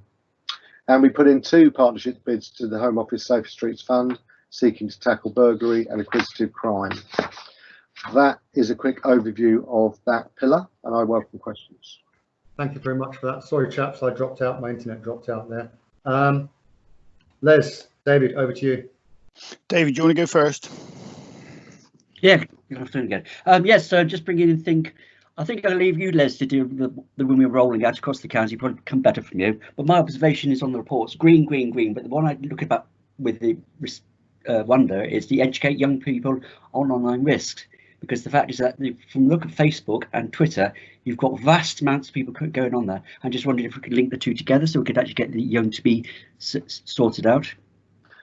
Yeah, we can.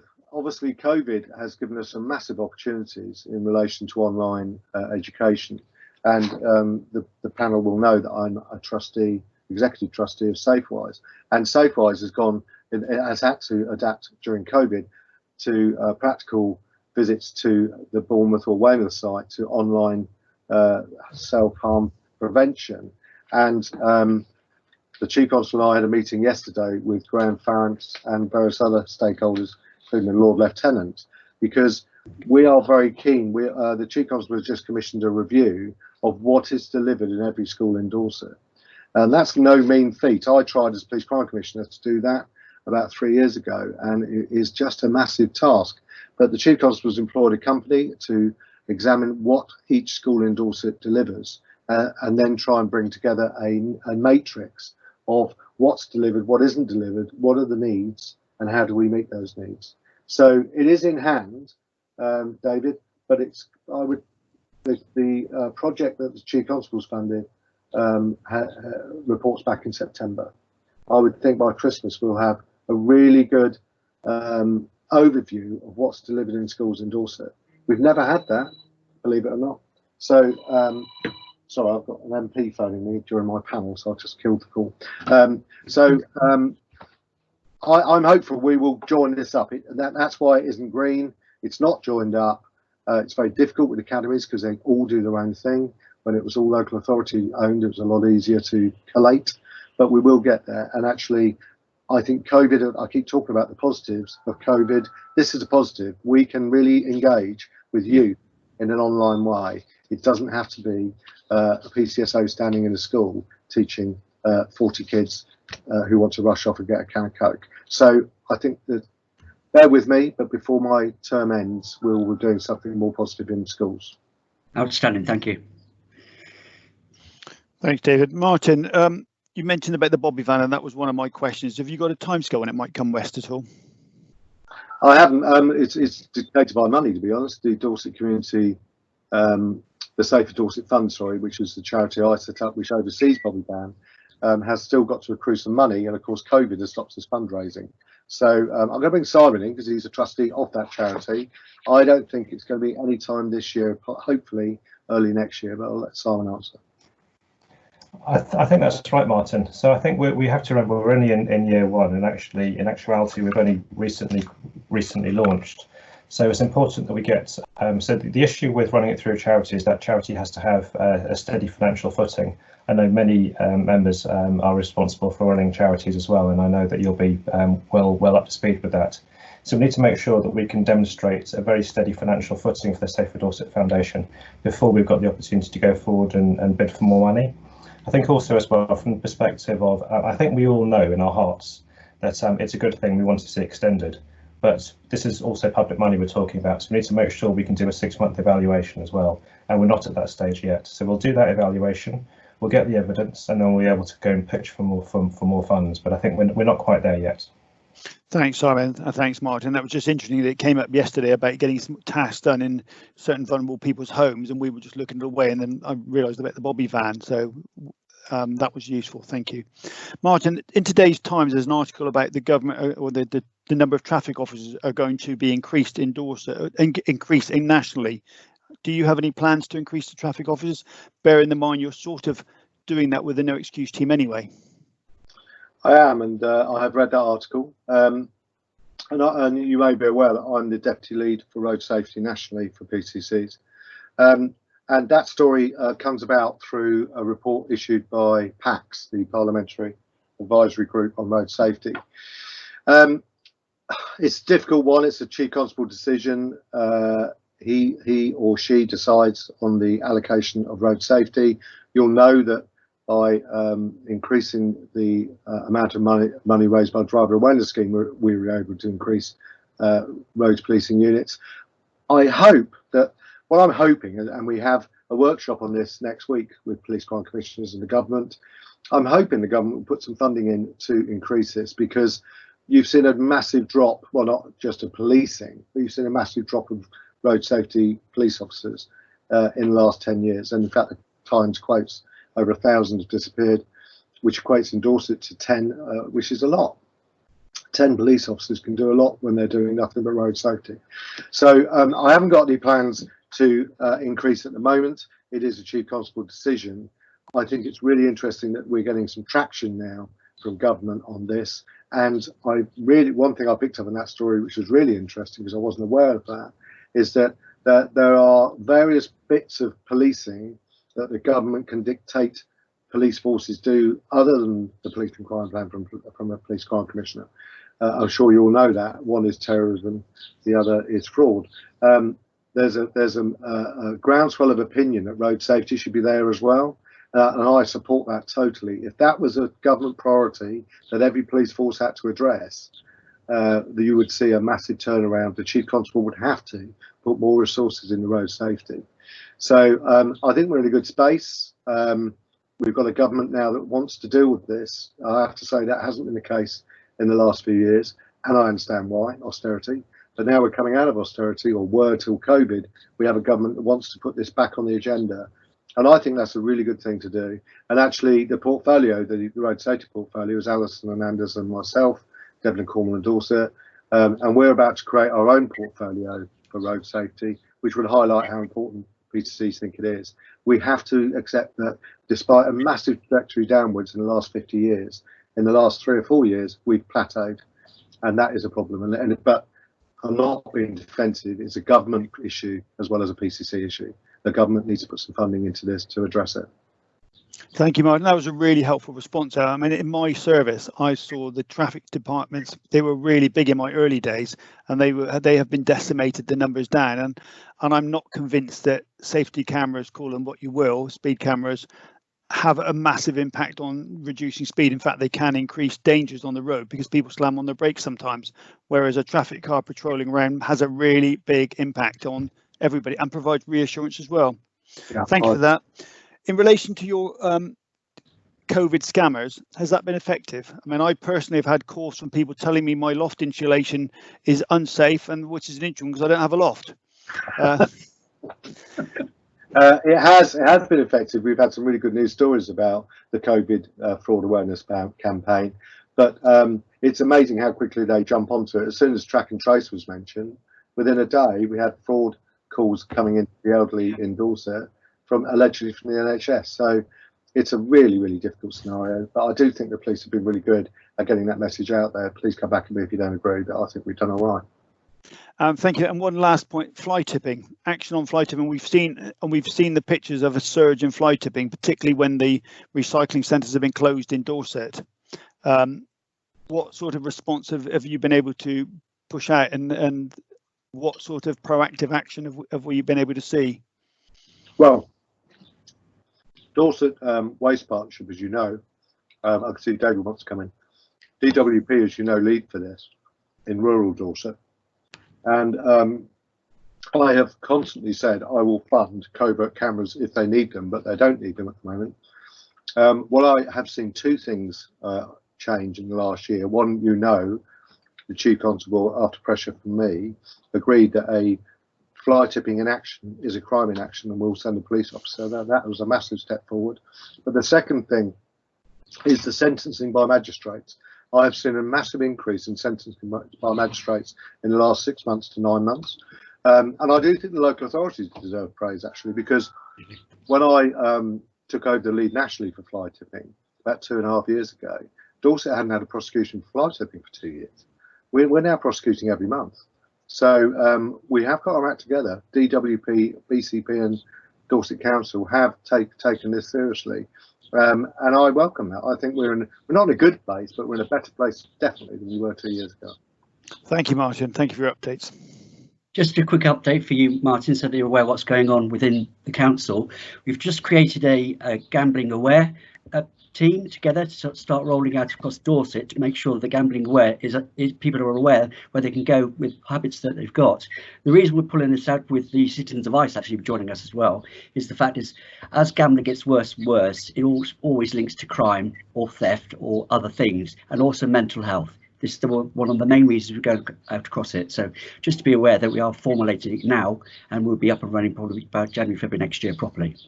Thank you. Martin, would you like to lead off on pillar 3, please? I will, Chair. Harold. Right, so on pillar 3, we have 2 pages of update. I'm going to highlight firstly the progress made against my specific commitments to support victims and witnesses, and we published a summary of that. STARS again gets mentioned with the new centre in Dorchester. And then we talk about something that we haven't spoken about today yet, which is the COVID-19 outbreak and the criminal justice system. So I'm finding myself that I'm spending more and more time in this space. I have 2 phone calls this afternoon about the criminal justice system gridlock. The bad news is that because of COVID, because Crown Courts paused, Magistrates Courts paused, and can't reopen because how do you put 12 jury members in a jury box? The bad news is that we anticipate nationally a 3-year delay in a court case being resolved. Now, that is staggering, isn't it? So Bobby's neighbour makes a report and in 2020, and we resolved that in court in 2023. It's just not acceptable. So I'm spending a lot of time in this space, so are my team. this has now reached the attention of the Lord Chancellor and the Prime Minister, and there are various groups in place to try and deal with it. I have to say to you, the biggest problem with the criminal justice system is the inflexibility of the courts. So what we found regionally and nationally is that people will come forward with ideas to remove the blockage, but the court system will only deal with a London-based decision. So you'll get a CPS prosecutor, in our case Wessex, who'll shift position to what the DPP has said to allow us to remove our backlog. You'll have a chief constable who will lower the conditions on a caution or remove conditions completely from a caution to allow us to clear our backlog. But then you get anything to do with courts. Courts say we have to ask London, and it all gets blocked. It's very depressing. It's been raised with ministers. It's been raised with the Home Secretary and the Prime Minister. And one lesson that's come out of COVID is Her Majesty's court system has to change and join the 21st century. Anyway, what are we doing to try and reduce the backlog? So Dorset Criminal Justice Board meets weekly now. We used to meet bi-monthly to deal with this crisis. And there are 4 different approaches we're taking. The first is what we call Nightingale Courts. You may have heard that expression because we all know what a Nightingale hospital is. We are talking about Nightingale Courts coming into the southwest using different venues. And some of those may be police venues, some of them may not be. We are talking about magistrates and Crown Courts sitting in evenings at weekends. And you will have seen in national press that the government are reducing the jury size for smaller either way offences like shoplifting or taking and driving away a car, or in certain cases I'll talk about removing the jury completely. I belong to the Magistrates Association. I filled in a survey yesterday, and interestingly one of the options that the magistrates are looking at is for summary only offences to be heard in the Crown Court with 1 judge and 1 magistrate and no jury. So all either way offences in front of a judge and a magistrate dealt with on the day. That's an interesting angle, which I hadn't heard of until I completed that survey. So there are various options being looked at, but I want you as a panel to know, as councillors as well as people holding me to account, this is, we are sleepwalking into a nightmare, and we have been for about 8 weeks. The government's finally woken up to it, but how on earth you remove a 3-year backlog, I have no idea. The conversation that took place yesterday between Chief Constable and myself and various other interested parties was, do we lower, well not lower, that's the wrong word, do we increase the use of out-of-court disposals rather than adding to a 3-year backlog in court?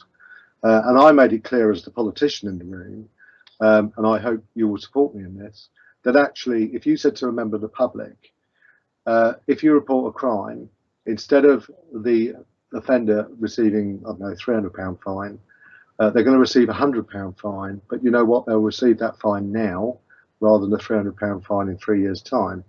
I think the public would support that. I think a speedy resolution is as important, if not more important, than the sentence imposed. And I made it clear to the police that unusually, because of COVID, I would welcome a lowering of the threshold of out-of-court disposals if it would, if the victim agreed, of course, if it will reduce that backlog. So we've got a real problem in this space, and I'm just making you aware of that. Continuing on to page 2 of this pillar, we have also done a summary of progress against our commitments to reduce reoffending, and of course, how can I talk about that and not welcome the complete U-turn by the government over Chris Grayling's transforming rehabilitation proposals, which you may have seen on social media. I've called for a public inquiry. I think Chris Grayling was a disgrace for what he did. It has ended up being a multi-billion-pound failure. It's caused a systemic failure in our criminal justice system, and I think there should be a public inquiry to prevent a rogue minister doing that again. Responding to planned prison reforms, I have blogged on this several times, and obviously I've been very involved with the government in COVID, discussing the early release of the prisoners. Interestingly, those prisoners never got released. That's another story. And some interim research feedback from the custody environment has been received, which showed there's been a 20% reduction in adverse incidents and detainees have also provided positive feedback. But I will just talk about a segue from that into custody visiting. You know that I, as the PCC, run the custody visiting scheme in Dorset. I also chair the Independent Custody Visitors Association nationally and have done for 5 years. We have been doing custody visits remotely because of COVID and scrutinising custody records because for a certain period, about 5 weeks, we couldn't physically go into the cell blocks, obviously because of social distancing. So we have continued custody visiting, but in keeping with most places in this country, physical visits to the cell block were paused for several weeks because we have to think about the safety of our volunteers. I open to questions, Chair. Thank you very much. Bill, Molly, would you like to lead off, please? Yeah, I'll kick off first, if you like. You know, Martin, I think we all appreciate your concerns and share those concerns about the gridlock in the criminal justice system. But with COVID and the criminal justice gridlock currently in place that we have, how can a 5-month lockdown cause a 3-year delay? You know, that's a 7 times multiplier. Where do they get 3 years from? Because one court in a day could deal with 30 or 40 cases. So the 5 months delay is, you've got to remember, as we reopen, you okay? Sorry. Yeah, my son was just coming in and he's a bit rowdy. Well, the reason it's 3-year delay is that as we reopen, and don't forget, we only reopened our Crown Court this week. Winchester is one of our 3 feeder Crown Courts, and it's just reopened. It's reopening, instead of 3 or 4 courts, it's got 1. So the 3-year delay is because we've closed the courts for 4 months, and when we've reopened, we're reopening at a 20% capacity, not 80% or 100. Yeah. And that's not going to change. And that's why the government have realised that they're going to have to change the law. I mean, in Northern Ireland, they've been holding trials without jury for years, and actually been proven to be very effective. You know, admittedly, that's for terrorism offences, but we have to do something differently. You cannot say to a victim, Bobby's neighbour is the person I keep quoting, you know, can you imagine if someone broke into your shed and you got told, can you tell us what months you need to avoid in July or August 2023, because it will be going to trial then? I mean, that's just ridiculous. Yeah. The public want early resolution, and we have to find a way around this, which is why I keep talking about Nightingale Courts, different venues, or sitting at weekends and evenings. We've got to reduce this backlog.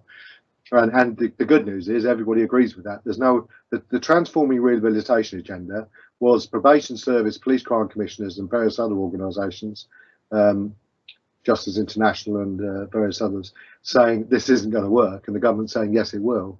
But the good news here is that everybody, Lord Chancellor, Prime Minister, Home Secretary and Policing Minister, all agree we have a problem. We all need to work together to remove this backlog. So I do expect some radical solutions, which could be jury, no jury-led trials, reduced jury size trials for shoplifting, for example. Why do you need 12 people sitting in a ring deciding on shoplifting? Why can't you have 4? You know, that's what we're looking at. Okay. I think there'll be some radical changes. There has to be radical changes led by government. Otherwise, people won't report. Because, you know, Bobby's neighbour, if you were told that, oh, that'll get resolved in 2023, you're not going to report it, are you? The whole structure of our democracy is at risk here. It has to be resolved. Okay. Where I welcome speedy resolutions, that would help. But what I wouldn't want to see is that these speedy resolutions being dished out at the expense of justice being seen to be delivered. You might find some sort of resistance, particularly from the public, if justice isn't seen to be being delivered. I hear that, Bill. That's why I put it in the caveat, because unfortunately, as COVID has taught us many times, is I believe if you said to a victim, do you want a reduced sentence now or wait 3 years for justice? I think most people would go for a reduced sentence now. Think of the damage to the victim. I'm really interested in Molly coming in here, actually. because of all the councillors on the panel, Molly's probably the most victim involved and the most victim aware. I'm interested in your view, Molly, because I need to reflect the view of this panel and of my constituents in these negotiations. At the moment, I've made it clear that a reduced sentence but delivered now is more preferable than a 3-year wait. Because think of the damage to the victim waiting 3 years to give evidence, or 3 years before they can start healing. Yeah. I may be completely wrong. You are all at the front line, just like me. So, Molly, I see you on the screen. I'd invite your comment here. I think you're perfectly correct. The group of people I work with want somebody to go, yes, I did do it. Yes, you are right. That, especially with coercive control, because you begin to doubt your own self, and within an abusive relationship, every bit of your confidence has been taken away. And when the perpetrator actually fesses up to it, you actually can say, well, yeah, that was true. I've spoken to some solicitors who are trying to do like distance mentoring in 2 different rooms and trying to get to some sort of agreement over custody with children, financial agreement, just to get that speedy resolution for somebody that they can agree to it. We as a panel were going to have Anthony Minhinnick come to talk to us about restorative justice for domestic abuse. She spoke at the community safety panel, and previously anybody involved with domestic abuse went, oh, restorative justice, useless in domestic abuse. But she spoke so eloquently about it at the community safety panel, and we discussed it at the forum. We had to cancel it, obviously COVID came along. But people are very keen to look at again, because again, it's back to somebody owning the crime that they have committed. I liken it a bit to death. If you can't have a funeral, you haven't said goodbye. If you can't have an outcome, you can't then move on to it from it. I agree. That was in fact all I wanted to say within this. I'm glad you came in and said that, because I invite all the councillors to email me with their views on this, because I have to represent you at a regional level in Wessex, because we are dealing with this regionally, Hampshire, Dorset and Wiltshire. So please, and Bill, I totally respect your view, what you just said. It's catch-22. Neither of them are perfect, but actually, if you're trying to focus on the victim more than the offender, I think a quicker resolution is better than a stronger resolution. Anyway, just as an add on to that, all I'm looking for is for people to realise that with a quick resolution, you are actually getting justice being served. But I would not want the quick resolution in place at the expense of justice being seen to be delivered. So all I'm asking is that communication, if these swift justice decision sort of comes in, is to remind the public that they are getting justice. But a lot will question that. Is my main point on that.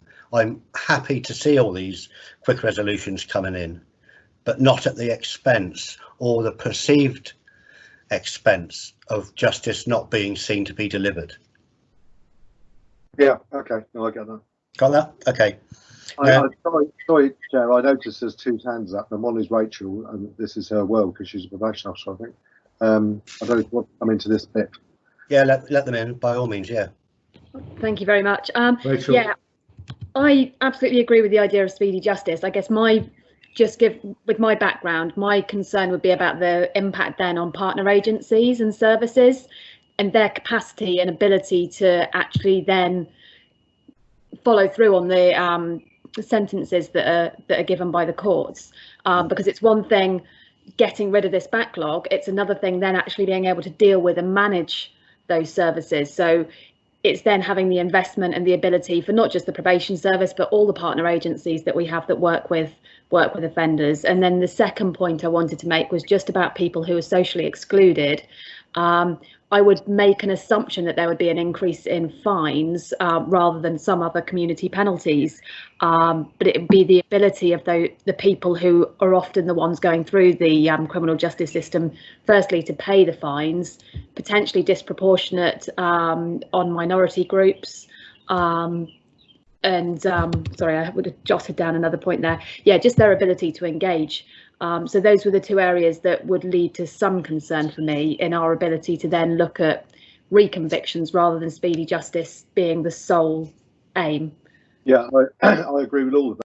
And actually, one thing we haven't mentioned, with the changes in the TR agenda and the fact that we're putting medium and low risk offenders back into the probation service, and probation services again picking up the work that was never done by the CRCs. There's a very long-winded way of saying community payback is coming back. We haven't had community payback in Dorset properly for 5 years. We're about to go back to community payback. How exciting is that? And that could be a really good diversion, very quick and speedy diversion, if we did it outside of the courts. So yeah, I'm excited by the developments because speed justice up long term. Again, as I always keep saying, there are good points from COVID, but I am deeply worried by the backlog in Dorset at the moment. Does Harold want to, Adam want to come in? Yeah, Bill? Yeah. Are you done and dusted? No, I've got one more. Can I just run quickly? And then I'll bring Adam in. Go on. Okay, lovely. Martin, the effects on local communities on relaxing conditions placed on offenders are quite likely to be heavily criticised. What measures do you have to counter these expected criticisms, if any? So this is very much a partner-led approach. It isn't for me to justify this. This is a criminal justice sector. The Dorset Criminal Justice Board is chaired by the Chief Constable, and we are already talking about a strategy of trying to explain to the public what the issues are. Your question was a really good question. I've been asked that before, and that's what I love about this panel, because you get curveballs you don't expect. And actually, if you, as an intelligent, experienced counsellor, can come out to me and say, how can a 4-month lockdown lead to a 3-month delay? That doesn't make 3-year delay. That doesn't make sense. That really highlights to us that that's what we have to tell the public. We have to demonstrate, one, why we have a 3-year delay. Because once I explained to you about coming back with 20% capacity, not 100%, you got it straight away. But we haven't told the public that, have we? So that is all about the messaging that the Dorset Criminal Justice Board, in our meeting next week, are agreeing as to how to tell the people of Dorset. I told you in confidence, this is a taped interview that anyone can watch, but we haven't actually told people there's a 3-year delay. It's been alluded to nationally, but it's as bad as that, and we need to message that to the public and tell them what we're trying to do to prevent that, because it could really dent confidence in the criminal justice system. Yeah, it has that potential, does it not? Yeah. Mike, that's me done at the moment. I don't know if Molly, you want to add anything to that further than what you've already said. You're welcome. No, thank you. I just wanted to talk about restorative justice. Okay, I'll mute myself and see what questions we. Wally, have you got any questions you'd like to ask? No, I said no. There's nothing I want to make any other comment about it. No. Oh, sorry.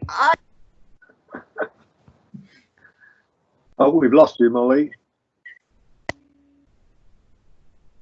No, I've only got a question about pillar 1, but we still haven't done the final pillar. Okay. Yeah, no, we'll cover that in a sec.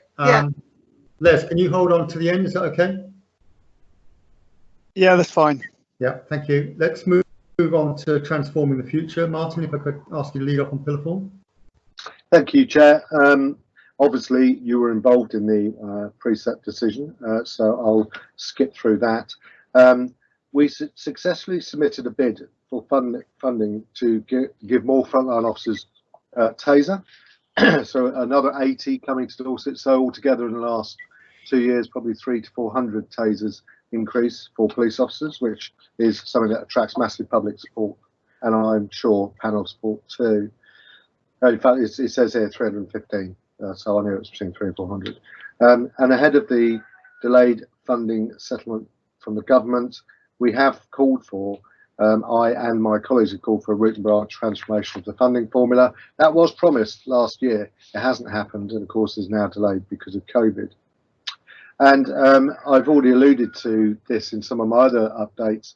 We've now updated all of our achievements in Pillar 1, 2, 3 and 4, so that people can look at the history of this term as a PCC and see what we've achieved.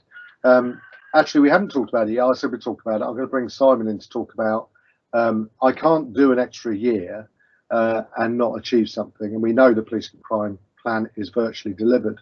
So after discussion with various people, stakeholders, police, Chief Constable and my team, we have identified 3 priorities that we will try and initiate and allow you to hold me to scrutinise, hold me to account from a scrutiny point of view in the next year. And I just want to bring Simon in to give you some headlines of what those 3 are. Thanks, Martin. I think members know that post the local government review last year, that the 2 local authorities may have drifted apart slightly, and in some areas delivery of joint structures has been dismantled in favour of local solutions. However, COVID has really reminded us of the benefit of partnership working, and we've really reinvigorated that shared commitment to working together. And actually that's provided us with a really good platform and a good opportunity to reconsider some of those joint ways of working. It's really important to also recognise that with some of the issues that we're talking about tackling, policing cannot do those in isolation. In order to make the difference, we have to do it together.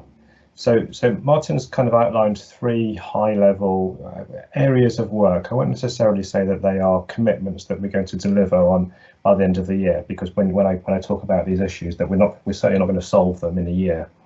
But the first one is moving towards a violence reduction unit. So colleagues will be aware that VRUs, as they're called, exist in a number of other forces. But it's worthwhile noting that whilst Dorset hasn't experienced the same kinds of serious youth violence and knife crime that other force areas have, we're not immune to the same drivers that they have. And actually, before you have the problem is exactly the right time to put a preventative public health approach into place. So VRUs are Home Office supported initiatives, and the Home Office has provided quite significant seed funding to about half of police force areas, largely those with large metropolitan areas that have higher levels of knife violence. Dorset isn't one of those, and therefore we are currently looking at options to self-fund our own initiative. So we've got a plan ready, we've got a target operating model ready to go. We are seeking funding opportunities so we can build in and move towards this way of working. So that will cover off all of the proven drivers of serious violence, from mental health deprivation, exclusions, obviously adverse childhood experiences. Essentially speaking, we're talking about a whole person approach to building resiliency in our young people. So we're very much looking forward to seeing if we can get that off the ground over the next year or so. The second one is very similar. So the PCC has aspired to the creation of a vulnerable persons unit or something similar, serving both children and adults, with actually supported by pooled budgets from right across the partnership network. This aspiration, it's got to be said, has been subject to decisions elsewhere. So we've had a wide discussion about the partial dismantling of the county-wide approach to a MASH. But now we're coming to a position whereby things are looking more promising. We've got a Pan Dorset Safeguarding Children's Partnership. We've got a Pan Dorset System Partnership Board. I know the chair has been very interested in working together as a system across the board. That seems to be, there are some green shoots of opportunity here. Also as well, reflecting that agencies are also now considering their post-lockdown recovery work. And part of that is reflecting on how best we continue to deliver to our residents in both the short, the medium and the longer term. And part of that has to be that we should continue to deliver business together. the strategic coordinating group that's managed the response of Dorset as a whole to the lockdown has done so because we work shoulder to shoulder. We brigaded all of our resources and capability together, and it would seem odd if we started to move away from that in the recovery phase. So again, this work is currently in its infancy, but there's a really clear desire to join up and to maximise benefit to the public and to vulnerable populations in particular. So we're starting to bring forward some of that work, and again, that's just at the conceptual planning, scoping with partner stages. And then the final area is antisocial behaviour. And I will hold up our hands here and say that we are slightly behind on this one in terms of where we would have hoped to be because of COVID. But what we're seeking to do is we're seeking to for antisocial behaviour to be the focus of our summer engagement programme. That's going to be a virtual programme, so we've never done that before. So ordinarily, Martin and the team would go out there and would engage with thousands of people throughout the whole programme of summer events that we're all familiar with, air show, county shows, etc., over the summer period. We haven't got that opportunity this year, so we'll be doing a virtual engagement programme. And that's going to give us a good opportunity to reevaluate what we know about, what the public wants, what the public expects, and particularly as the lockdown eases, how we can continue to resume those services in a potentially slightly different way. So we'll be undertaking our usual quite extensive public engagement consultation over the summer, and from that we'll be able to set out a series of asks or questions which we'll have a conversation with the force about and start to build some initiatives from there, and that will probably be towards the back end of this calendar year. So those really are just a kind of quick overview of the three larger pieces of work that OPCC is going to be taking forward in the next year. Thanks, Martin. Thank you, Simon. I brought that in there because it fits in totally with the 4 pillars we just talked about. And just to finish on pillar 4, the Alliance drone unit's been enhanced by moving on to a dedicated flight management software system, and we've delivered 2 dedicated drone vans, 1 for each force. Plus, we've now got 2 new drones with enhanced capability, which means they can fly in the rain. They're on order and arrive next month. So this panel's been on a journey with me and drones. You know, I've always been very keen on drones, and we've gone from holding 1 drone in this force to now an alliance approach with vans with dedicated staff, and we have now 3 types of drone in policing in the southwest. We are one of the premier forces in the country with drones, and I welcome that. I think they're a really good addition to the toolbox. I'm going to bring Adam in to finish in this pillar on police complaints, because Becky, as you'll hear about, has just joined us. But before we do that, we've now made a regional agreement with all the other forces in the southwest that police-owned electric vehicles will be charged free amongst us, so officers can transfer between county lines and not worry about distance, because they can use free chargers. And we now have 5 BMW i3 electric cars on our fleet being driven by PCSOs. To last finish this column, we have Adam talking about the police complaint forms. Thank you. Thank you, Martin. Just a brief update for members then. As the report says, the legislation finally went live on the 1st of February, and as I had previously trailed, we knew there was going to be a lag effect, as the legislation, the way it works is that any complaints made after the 1st of February, only those will be eligible for review by the Office of the Police and Crime Commissioner. But I'm really pleased to say we have a complaints review officer in post. Becky, she has a lot of great experience working with the health service within Dorset, has a good keen eye for scrutiny and independence. And that was really the point of this legislation change, as I see it, to give greater confidence to the public, this idea that some people would say that the police were marking their own homework, and to get some greater independence. And we have in Becky somebody who's able to give that extra level of scrutiny.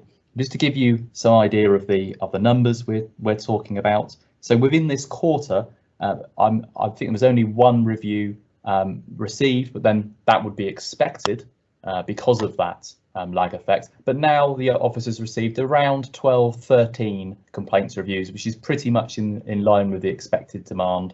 And we've returned a couple of those so far, and with good feedback from members of the public as to the quality of the review undertaken, which is certainly a good start. We've learned a few things already on this. One of them, I'm sure people who handle complaints regularly will understand, is that people lodge the review, but they aren't necessarily always particularly easy or forthcoming with further information as to what specifically they'd like us to look at. So the 12 that we have so far, the majority of them are waiting on further information from the complainant as to what specifically any new information they have or area of concern. I believe I mentioned before, there is no national target dates for turning around reviews, but we are expecting in the autumn the first publication of the IOPC, Independent Office Police Conduct's data on all police and crime commissioners' review times, and at that point inevitably you will, I'm sure, have a league table, even if not quite officially being produced on that. So I'd hope by the time of the next panel we'll be able to give some more data on that review work we've been undertaking. Really positive signs so far from what we've seen. I'll just add that links into some of the further work we've done with the force in terms of governance and structure. We're changing the meeting processes that we have in the force alongside the Chief Constable with his agreement to make sure that the themes we pick up through the reviews are fed back into the legitimacy team and what's called and referred to a lessons learned piece. And that's, I think, a really important thing. So what we want to make sure happens is it's not just the individual officers and teams that we maybe have feedback on or recommendations, but any wider learning goes out to the force, and that's captured in a good place. And just finally, on police complaints, I just mentioned, I think it is worth repeating, the legislation also changes the way in which we handle Chief Constable complaints, of which there historically, of course, wouldn't be very many, but you would expect there to be some. And this does mean that it is now mandatory in most circumstances for us to refer Chief Constables to the IOPC. Indeed, we've had one just recently, which they have turned back to us to deal with locally. I do want to make that point because I think we will see, I expect we will see an uptick in Chief Constable complaints, and also, of course, the referrals, because it's now mandatory. And I think it's worth public understanding and all of you being aware that that isn't a reflection on anything the Chief Constable may or may not have done. It is a change in the legislation. Thank you. That's all I was going to say on that side of questions. Martin? No, that's it. Thank you. Subject to question. Can I ask you to lead off, please? Yeah. Yeah. Hello. Is it me, Mike? You wanted? Yes, sorry. Yeah, sorry. Yeah. Yeah, you're on. Yeah.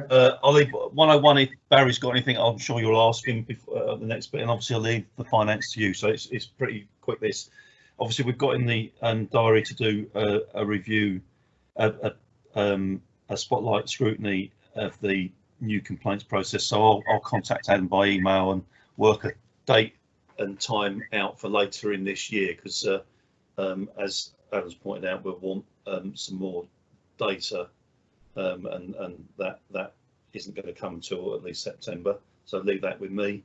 And the only question I've got, because as we said last time, this section's sort of jogged along well, is in relation to tasers. Like the body-worn videos at the start, it was for police officers only, but not specials, and that's obviously in the process of being changed for body-worn. What's the position for tasers with special constables? So tasers are going to be given to special constables, but they have to comply with 2 or 3 different conditions. And you will find tasers issued to probation of police officers as well. There's a huge groundswell of opinion amongst policing that all officers should be able to protect themselves. So specials, you have to achieve independent patrol. You have to do a minimum amount of hours a month and do the same training as a police officer. That has faced significant resistance nationally from some lobby groups. I have to say, you know, I did lead nationally for taser until 2 weeks ago. I didn't support that position. I think some of the specials in Dorset have a better output and achieve more outcomes for the public of Dorset than regular officers. I mean, some of them are amazing. We have advanced driver special constables in our traffic teams. You know, so why wouldn't we give them a taser? I've always thought that would be okay. And then the same pressure has been applied by the Police Federation for probationary officers to have them, and again that will be the tail end of their probation. You won't get an officer with 10 weeks service being given a taser, but you will get an officer with 18 months service being given a taser. So I think both of those are positive, and I welcome the extra 300 tasers in Dorset, because we face real challenges in places like Sherborne or Gillingham with a single crewed officer who may have to face a violent offender. So yeah, I hope that answers your question. Yeah, thank you. Mike, that is all from me. So I'll leave you to follow up with Barry at 101 if he's got anything, and obviously you leading on the finance. Yeah, thank you very much, Ian. Conscious that Simon, no questions from Simon. Do you want to ask? Yeah, go on then. I was just going to jump in on that specials and tasers point. It's quite a difficult one, this, because we've got to get Home Office permission. So there's absolutely a recognition that this is the scenario we want to move towards, and our bid did include a number of CED devices for specials. But as Martin says, it was only, I think the force described it as the most operational specials. So there are a number of specials who are who are specialists. So, for example, those in the rural crime team, for example, those in the no offence roads policing teams, and the recognition for the forces, because they are doing very operational roles alongside officers who do have the opportunity to carry taser, and because they actually are going to sometimes quite difficult scenarios, it is right and appropriate the force offers them the same level of protection.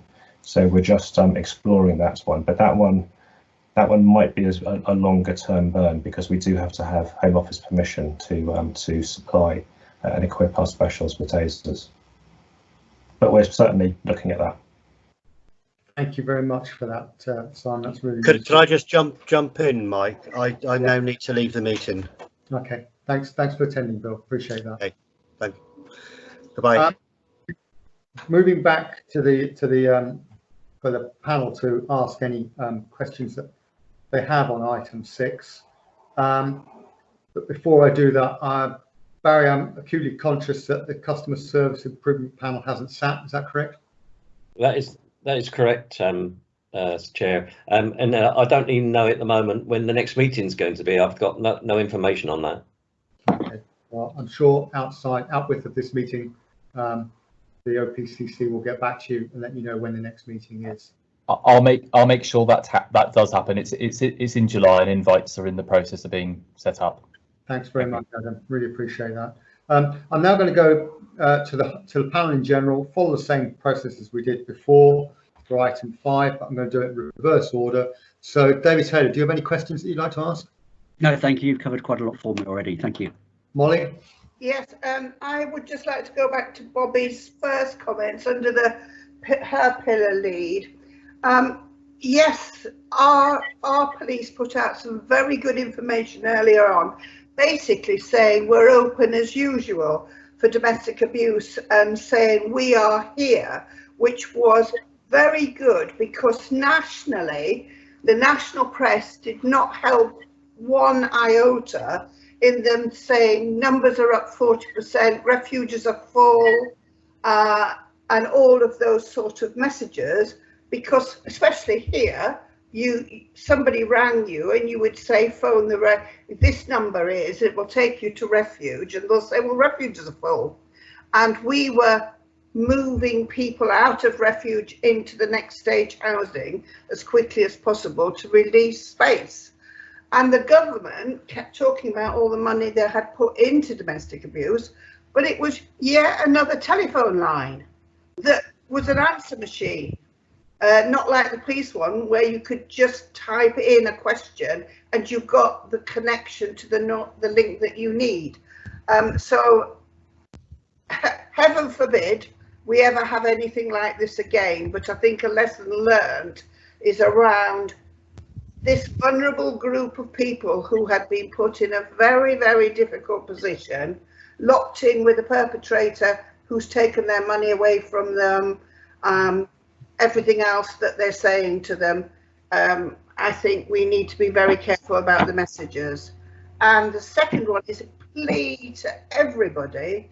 Remember, work sometimes is the only safe space for somebody to be, and people are not going to be back in work in some cases this side of the winter, and I think it's beholden on us, especially as the council with such a big employers and the police force, to make sure your policies are correct. Okay. Thanks for that, Molly. That's really useful, and some, as always, some good points. Rachel,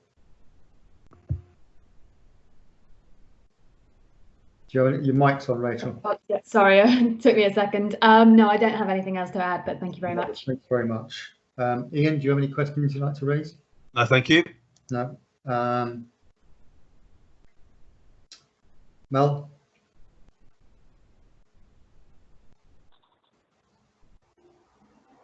I think your mic's on, Mel. Are you there? No? Barry? No, thank you, Chair. Okay, thank you. Les? Yeah, 2 points, please. Mike, one is actually referred to you. Going back to Martin's comment about the Nightingale Courts, Bill's comments about justice seeming to be done, and Rachel's comments as well about the resources and everything else. I think it would be worthwhile you, on behalf of the panel, writing to the Police and Crime Commissioner with our comments, because I think it would be really worthwhile speeding up. We have to speed up the process of justice, and justice has to be seen to be done. And Nightingale Courts will be the way forward in some form. They're set up locally to do that. Yeah. So I think that will be something worthwhile that we can do as a team to support Martin Underhill. Okay, thank you very much for that, Les. Piece of work. Go on, Martin. Secondly, a bit more topical and current at the moment. Black Lives Matter, stop and search. Yeah. I'm not sure whether it comes into complaints or thoughts. Martin, what's actually happening there at the moment? Look, I just butt in there, Les. We're going to deal with that because it was one of David Sigwick's questions, and we're going to deal with that formally at the next formal meeting. That's fine. Thank you very much. Okay, thank you. That's it. But following on from your points on the court system, could I ask you to drop me some bullet points, and I will then formulate something to fire into Martin? Yes, we'll do. Thanks very much. George, do you have any points you'd like to raise based on this item? Not on this particular item. I would like to come back to the section 34 because some more information is passed across my devices, perhaps in any other business. Okay. Bobby? Yes, thank you. Just a really quick one. When you were talking about setting up sort of spotlight or more focused work on the protection of the vulnerable, and as you know, the vulnerable is often very much or can be our offenders also, and it's that vulnerability which leads them to offending. So therefore, will those that are first entering the judicial system, particularly in the youth courts, or whatever means we decide to go ahead with, and the number of youths within the judicial system, be a measure that you go forward in this piece of work?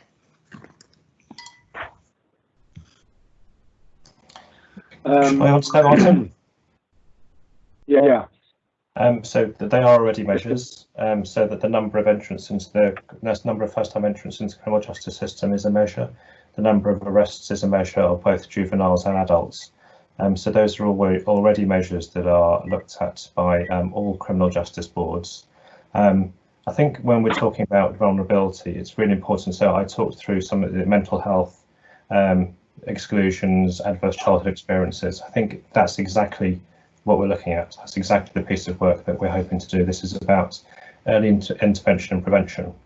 So obviously, I think I could talk about this for a while, but I think we all know that a pound spent in early intervention has significant better benefits than a pound spent on enforcement and at the other end of the scale. And I think it's the right and the proper thing to do. So I think if we can get all our partners around that space, that would be a good position for us to be in. So very supportive of that, Bobby.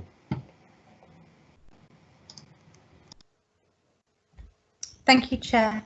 Thanks, Bobby. If nobody's got any more questions, I'm going to move on briefly to the two finance questions, both variations of a theme for your PCC. The question 2 report projected a circa 3 million transfer from the total usable reserves, and the quarter 4 report states that this now stands at a transfer in of 750,000, and yeah, 750,000. Can you just outline why there's such a variance, i.e. sort of 4 million from between quarter 2 and quarter 4, Julie? Yeah, thank you, Chair. So the report tries to set out all of the detail of the individual transactions to each reserve, but the changes broadly fit into 3 categories. So the first is around the funding for the capital programme. So at the end of the year, we've reviewed what we've spent and how that should be funded. So we've used nearly £1 million less capital receipts in 2019-20, so they are remaining in the capital receipts reserve. There was also a significant number of carry forwards this year, filling around 1.6 million across the force, the regional programmes that we lead on, and the OPCC commissioning, primarily related to delays in projects and services caused by the pandemic. So whilst the lockdown was only for the actual final last week of the financial year, planning started several weeks before that, with projects being suspended or not started to enable staff and officers to be redeployed. So those projects were asked to be carried forward. And the third area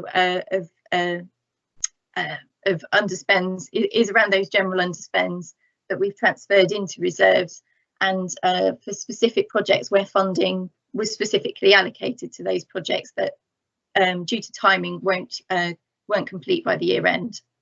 Okay, thank you for that. And then moving on to the quarter 3 report, and as I said earlier on, these are just variations on a theme, which you know that better than I do.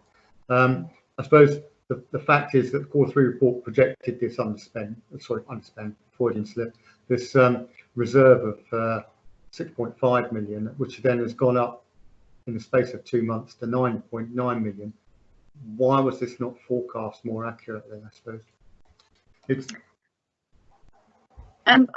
I think at quarter 3 we completed the forecast in early January, so we didn't quite know what COVID-19 really was or how it might impact on our projects. So whilst we might have anticipated some of those carry forward requests, it would never have been on the scale that's ultimately been agreed. But I think the main area where forecasts need to be improved is around the capital programme. And as part of the capital strategy that we approved in February, we've set up a capital strategy group. Yeah. And one of their roles is around improving the accuracy of capital forecasts and providing additional scrutiny and challenge. Now that group has now met twice, with our next meeting in July, where we will be looking at the quarter 1 forecast before it comes through to the panel in September. And there always will be changes at year end when we look at decisions that are made based on actual costs incurred rather than the estimates. And that's an important feature of sound financial management, to make sure that we're making the right decisions for the longer term. So as an example, if we'd spent more money on IT equipment in the capital programme and less on vehicles, etc., the decision about using less capital receipts would not have been made, because it's much better to use capital receipts for shorter term length assets, whereas actually we've been able to borrow for longer term assets, so vehicles that have lasted for 10 years, because that's the much more cost effective way. You have to wait to the end of the year to establish exactly where we spent our money before we finalise those funding decisions. Okay, thank you. Well, that's reassuring in that, I mean, the 30% increase from a planning perspective is not particularly good, but you've recognised that it is in the capital area, and you've put processes in place in order to try and reduce the lack of planning, shall we say, for future years. Is that a fair statement? Yeah, I think it's really helped to actually start those conversations with the budget managers so that they understand the impact of their forecast because we're now at the point of having to physically borrow money to cover cash flow at times. It helps them to understand the whole picture when they're doing their forecast as well, and I think that's really starting to help. Okay, thank you very much for that. If any panel members want to ask any questions, if they just raise their hand using your mechanism there on the finance element of it. If not, I'm looking at my screen. I can't see anything at the moment. Item 7, it's a draft annual report. Thank you very much for producing that, Martin.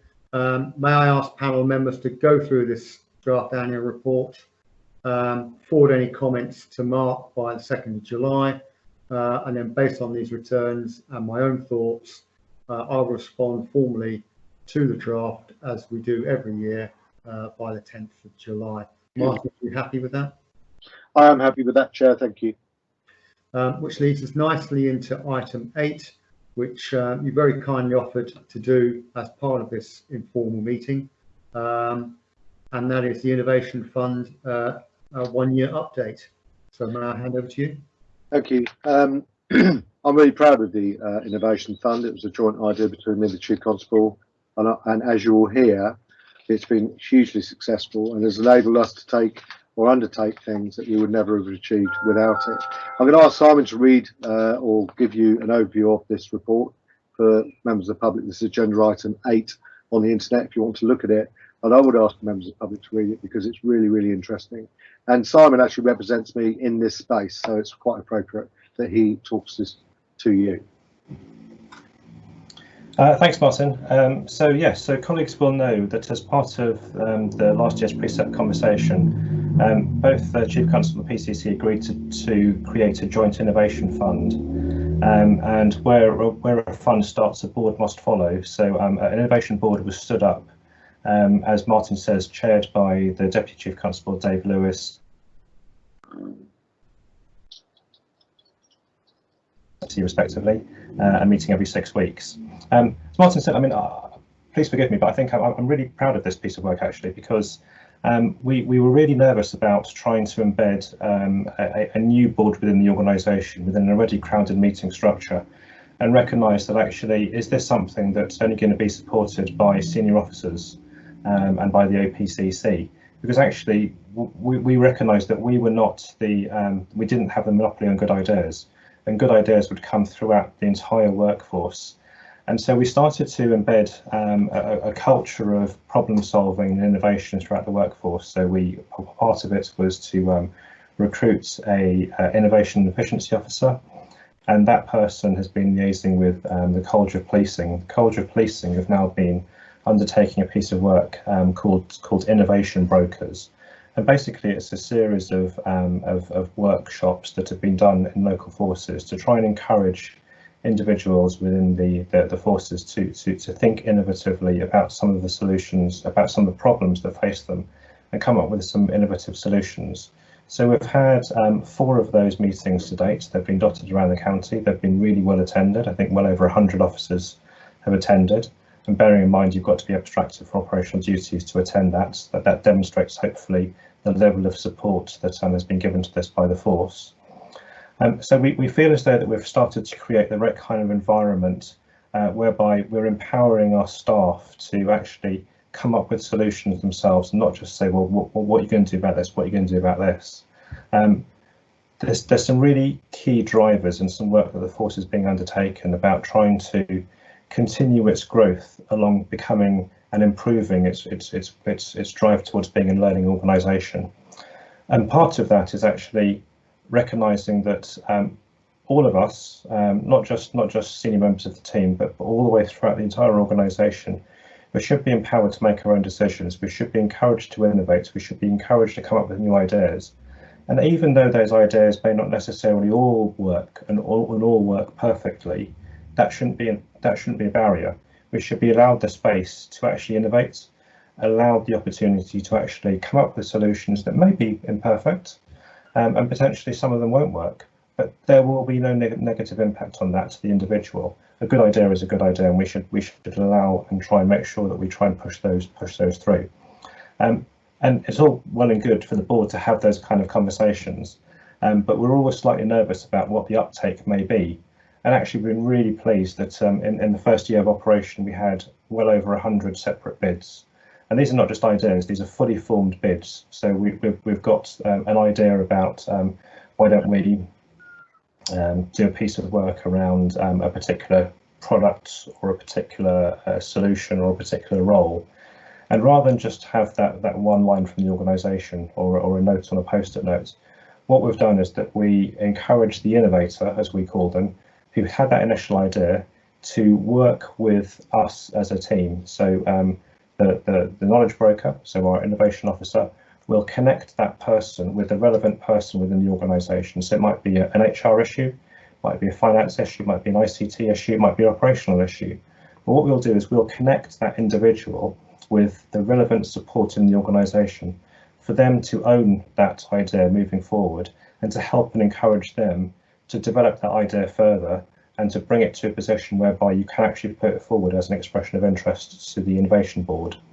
And as I said, we've had over 100 separate bids, and you can see there in 2.1, about a third of those have progressed all the way through into deliverable outcome, and a further 45% of those have been assessed by the board, and support is currently being provided to the innovator, and they're hopefully going to go forward to the board in due course. There are a number of ones that actually were really good ideas, but the innovator hadn't realised that we as an organisation were currently doing it, whether it be locally or whether it be regionally or nationally. And so in those cases, we've just thanked the innovator for their idea, and currently in place already. So that really supportive, and really pleased to see that level of innovation, that level of growth within the organisation.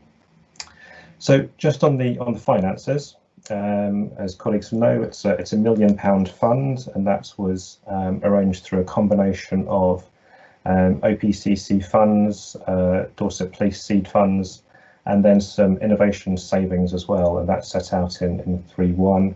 It's also set out there that, broadly speaking, we've managed to align spend to pretty much the entirety of that fund in the first year. So just a small carryover, about £18,000, and that's been agreed to be moved forward to next year. So section 4 is really the focus of the update, really. So this sets out, initially speaking, where we've delivered against the range of inverted commas kind of bids that were put into to precept setting last year. So 4.2 will set out all of those things that our members will be very familiar with, because those were the promises that were made by the PCC and the Chief Constable to say that we will deliver against, and we have done. So all of those things exist. They are people, they are roles, they are things that are happening now and are delivering good work. And it's probably worthwhile saying that the initial focus of the bid was very much top down. It's got to be said. It's very much top down. It's very much kind of, well, the PCC and the Chief have decided to do these things, and they will be enabled through the Innovation Board. But as the board embedded and as the call for innovative ideas went out, there was really a shift in focus, and we started to get a huge huge groundswell of ideas coming up from really our front line, identifying some solutions, identifying some difficulties in our practices and our procedures, and I started to identify and proposing better ways of working. And I've set out some examples there. It's worthwhile saying as well that not all of these require money. Some of the best ideas actually don't require money. Good one to jump out is the Joint Response Unit. So that's mentioned in 4.7. So this is a joint pilot between Dorset Police and the South Western Ambulance Service Trust about putting a police officer and a paramedic in the same vehicle. We employ police officers. SWAST employs ambulances. Paramedics. They've got ambulances. We've got police cars. So actually, the cost of that 3 months pilot was nothing. We were able to do that joint response unit through existing funds, and actually it's delivered some good results. And now both organisations are seeing how they could potentially mainstream that pilot and expand it across into other areas of the county. I don't propose going through those in great detail. They're all good examples, hopefully. We've also provided the full list of bids that were supported. Just to highlight, so in Annex A, the last two, so the last two case conferencing safeguarding managers and force control room superintendents, those were through something we call emerging threats. So there's a recognition that in addition to supporting innovative practice, we should also be recognising that there are some areas of work which are emerging, which we need to get ahead of. So case conferencing is about safeguarding, it's about supporting the work of the MASH and safeguarding units, and the force control room superintendent was a recognition that, and I think colleagues will know this, that the level of service delivery in relation to 101 and 999 had taken a bit of a dip, and we've now brought that back into a good position, and that was through some additional staffing that was put into the control room, particularly to enable that work to be done, whereby we've gone off and recruited a range of new individuals who have joined the force to be based out of Bournemouth rather than be based out of Winfrith. So the force control room is based in Winfrith, but now what we've done is we've stood up a new facility in Bournemouth, which is closer to our populace. So it's helpful for recruitment. We always struggle to recruit in Winfrith, particularly for jobs that require shift work, because the transport links into Winfrith are quite difficult. So we're able to take advantage of a local population in Bournemouth, and we're able to set that up, and that piece of work was enabled to do so through the support of the Innovation Board to put in post a new superintendent in the control room. Really happy to, I know that's a whistle-stop tour, really happy to take any questions on any of those areas, Chair. Yeah, before we take any Chair questions from the panel, Martin, do you have any points that you'd like to finish off on? No, I think that covered it very well, and as Simon said, we were really proud of it. We think it's worked really well. Yeah, thank you very much for that. So what I'm going to do now is go through the usual routine. I'm going to start with number 6. Ian, do you have any questions you'd like to raise? Yes, only one, Chair. Obviously, on Annex A, you've got the list of where the money's been spent, but the large majority of that seems to be on people. So the question will be is how will this funding carry on next year and the year on, when the Innovation Fund was, unless I got it wrong, was a sort of one-off within that year? No, you've got the... So the Innovation Fund, very, very similarly to the OPCC Commissioning Fund, is intended to provide pump priming for longer term initiatives, which are expected to either become self-funding through efficiencies, or for pilot testing new ideas, or potentially to invest in one-off innovation schemes.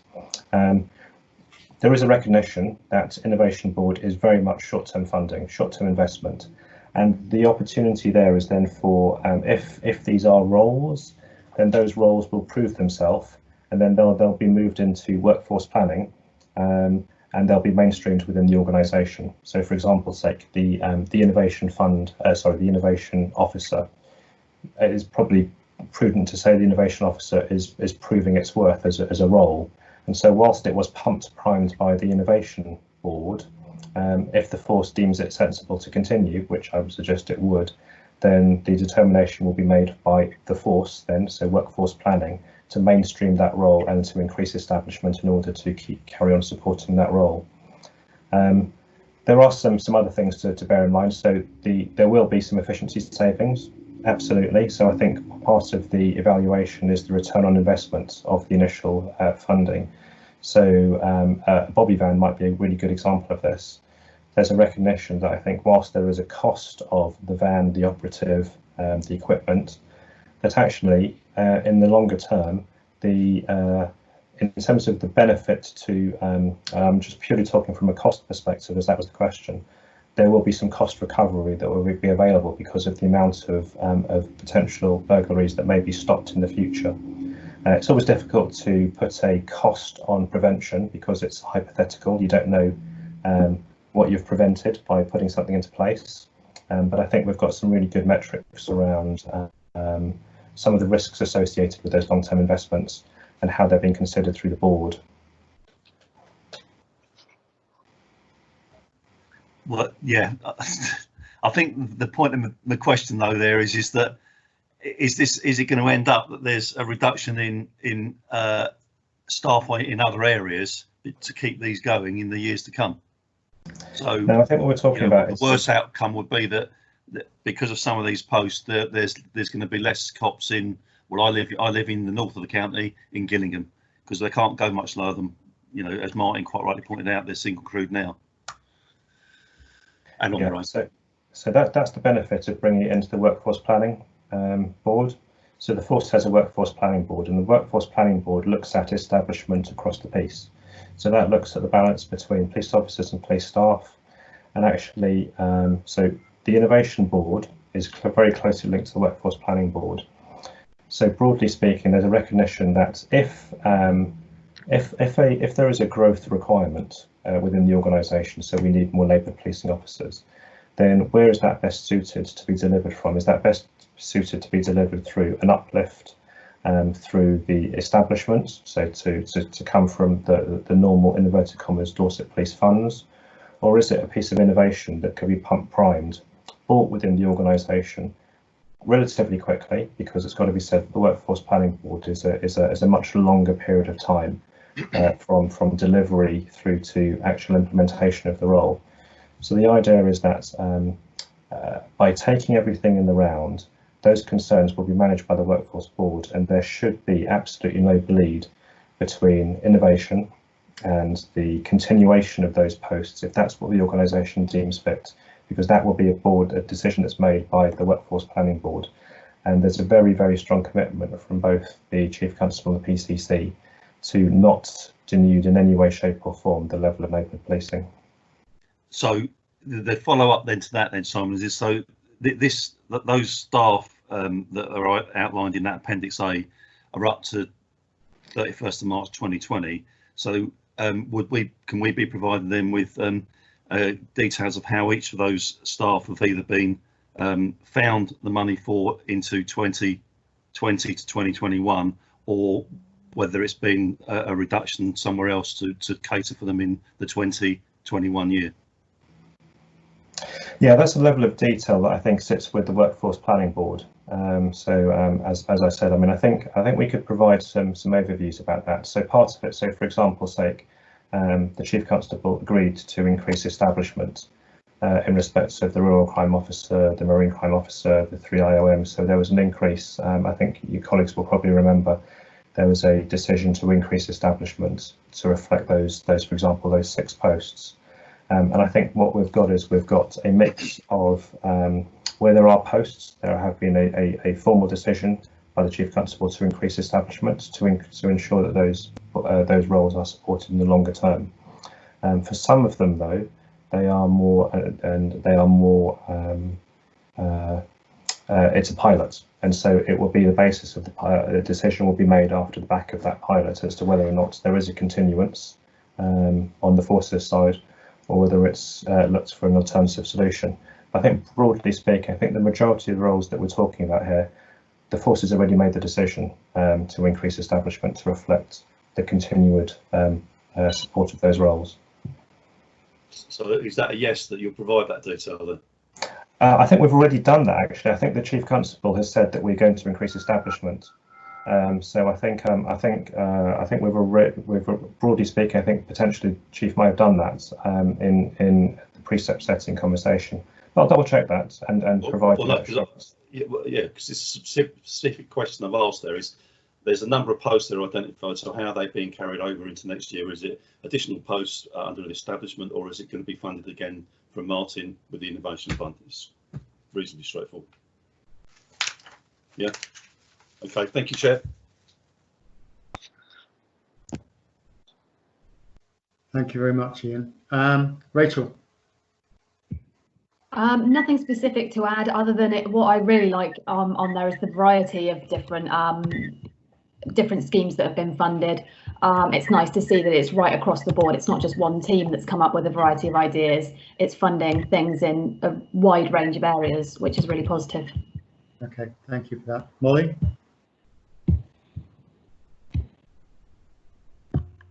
No, I don't have any comment. I put something in the column about that. I like the DA email because it's not an answer machine. Excellent.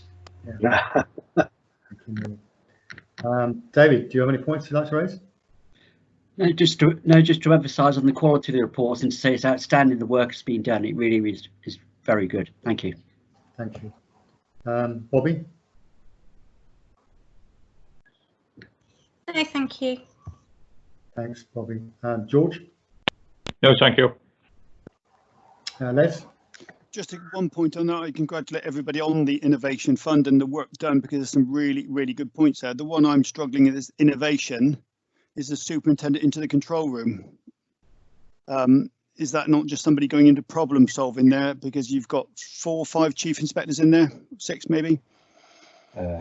That's exactly correct, Les, and I think so that was through the emerging threats. So there's those last 2 ones on the table are as part of emerging threats rather than innovation. So so it's a slightly different set of criteria, which is why I highlighted those 2. And will that post stay there again, and what's the plan for that? Do you know? That's a decision for the Chief Constable, to be honest with you. I don't know the answer to that. I think it's supported. I think I believed, probably not have to quote me on this one, but it was supported in year 1 through the Innovation Fund. And I believe it's been mainstreamed through Workforce Planning Board, so it has been supported into year 2 by Dorset Police through the Workforce Planning Board. That's my understanding. The position's in post at the moment, so I'm sure that's the case.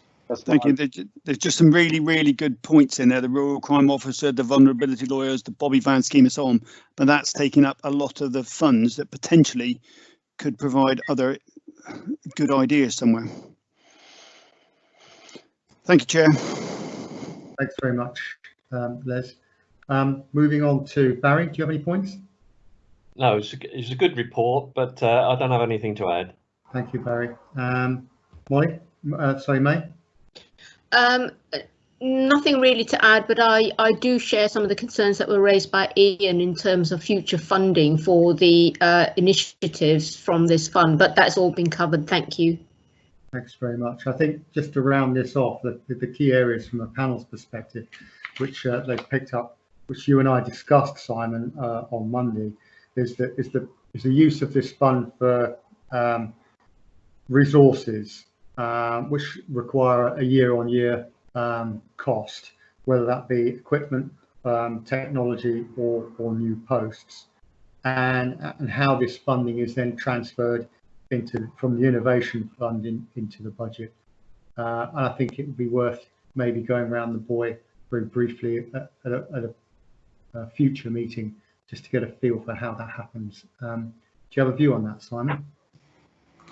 I don't know. I think that's broadly speaking that I'm happy to do that. I don't know. I think from where we are, I think I'm hopeful that actually we won't see the same. I think the year 1 of the Innovation Fund, as hopefully I've outlined, it was quite top down initially, but I'm really starting to see a range of opportunities and ideas and solutions being proposed by the workforce itself now. And so I've definitely seen a shift between funding roles and funding pilots and innovation. So I'm hopeful that the next report you see, which will probably be year 2 in detail, which will really demonstrate a different level of innovation from the force compared to what you've seen in year 1. But I'm happy to pick up that issue, and happy to provide some further assurance around the continuation of some of those roles. Yeah, I please don't take this as any form of criticism whatsoever. It's an outstanding idea, and you've done some sterling work across the whole board. It's just this slight concern of transferring of these posts from the Innovation Fund into the regular budget, which you have outlined is handled by the Workforce Change Board as far as personnel is concerned. I'm going to leave it at that. Mark, I think it'd be worth putting this on the forward work plan, if you don't mind. No, that's fine, Mike, will do. Okay, thank you. Then I'm going to move finally on to item 9, complaints. Ian, could I ask you to lead on this, please? Yeah, no problems. So in this last period, we've had 3 letters into us. One, we'll call complaint A, is a long-standing matter that's been dealt with by both the OPCC's office and ourselves, and went to the Ombudsman on appeal by the complainant. His appeal wasn't upheld. The matter is concluded, and as far as the Police and Crime Panel is concerned, it is now closed. The second letter from complainant B, this relates to a complaint directed towards the Chief Constable in actual fact. So as per the new legislation, that's rightly been forwarded to the IOPC by the OPCC. And then the third one, complainant C, this relates to policing, is not a complaint against the Police and Crime Commissioner, and rightly again that's been passed to the force to deal with by the OPCC. And again, as with the other 2, the matter is now closed from behalf of the PCP's point of view. That's it, Mike. Okay, thank you very much for that. Simon, do you have any points on what Ian's just made? I don't know. So just to reiterate to members, touch wood, nothing substantial in terms of complaints regarding the Police and Crime Commissioner, which obviously fall under the panel's remits. So as the chair of the complaints subcommittee has said. Okay, thank you very much. Thank you very much, Ian, as well. As always, good succinct report. I believe that is it as far as the meeting is concerned. Before I close, I think it's only right that I offer Martin a chance to sum up on the last 3 hours work. Martin. Thank you, Chair. I'd like to thank the panel. This has probably been our longest panel meeting in the last 2 years, but I certainly feel like I've been scrutinised, so maybe virtual works very well. We live in extraordinary times. I wasn't expecting to be sitting here. I think that the panel, I think Dorset Council, BCP and policing has responded well to COVID, and I think that in that process I've managed to scrutinise the police along the way. These are extraordinary times, and I hope that our September meeting will be face to face, and I hope any members of the public watching this will be reassured that we do have a grip on what's going on in policing, and we do try to scrutinise the police, and you do try to scrutinise me. But I have to finish with stay safe. Okay, thank you very much. I'm just going to go around the panel once more for any other business. Bobby? Thank you. I don't have anything. Thanks for everyone attending today. Yeah. George? Yes, thank you, Chair. Yes, now a little bit of information which came through, and it's just in support of Councillor Haynes's request to the Police and Crime Commissioner to keep a watching brief with the Chief Constable. Is reported in the Liverpool Echo this morning that they put in place a Section 34 order for 48 hours based upon crime and antisocial behaviour. That's given their officers the opportunity to actually intercept large groups. There's a picture up there of a police vehicle with confiscated barbecues and alcohol. Just an appeal from the Bournemouth beach, particularly down the pier side of things, is that if we had a Section 34 considered and in place, what we're having at the moment is we're having our beach staff are being intimidated to the point whereby we're employing private security guards to make sure that they're escorted home safely. These security guards and our beach staff, and in fact the police which are in attendance on the beach, are very, very highly visible, but there isn't the deterrent of that visibility. There seems to be a resistance to anybody who's in a form of authority telling people what to do. With a Section 34, we would have the ability, particularly with there's been some fights breaking out under the pier, but there's lots of large groups after the beach is cleared that are drinking of an evening. So even if it was a 48-hour period, it would give the police the opportunity to intercede very swiftly to move these people on. So I'll just reinforce the appeal of Councillor Haynes to have the Chief Constable consider the incidents that are happening on the beach in real time. So thank you very much, Chair. Thank you. I hear that, George. I in fact have a phone call with Tobias Elwood and the Chief Constable in about 10 minutes, and I'll be raising that issue. Okay, thank you, Martin. Moving on, Les.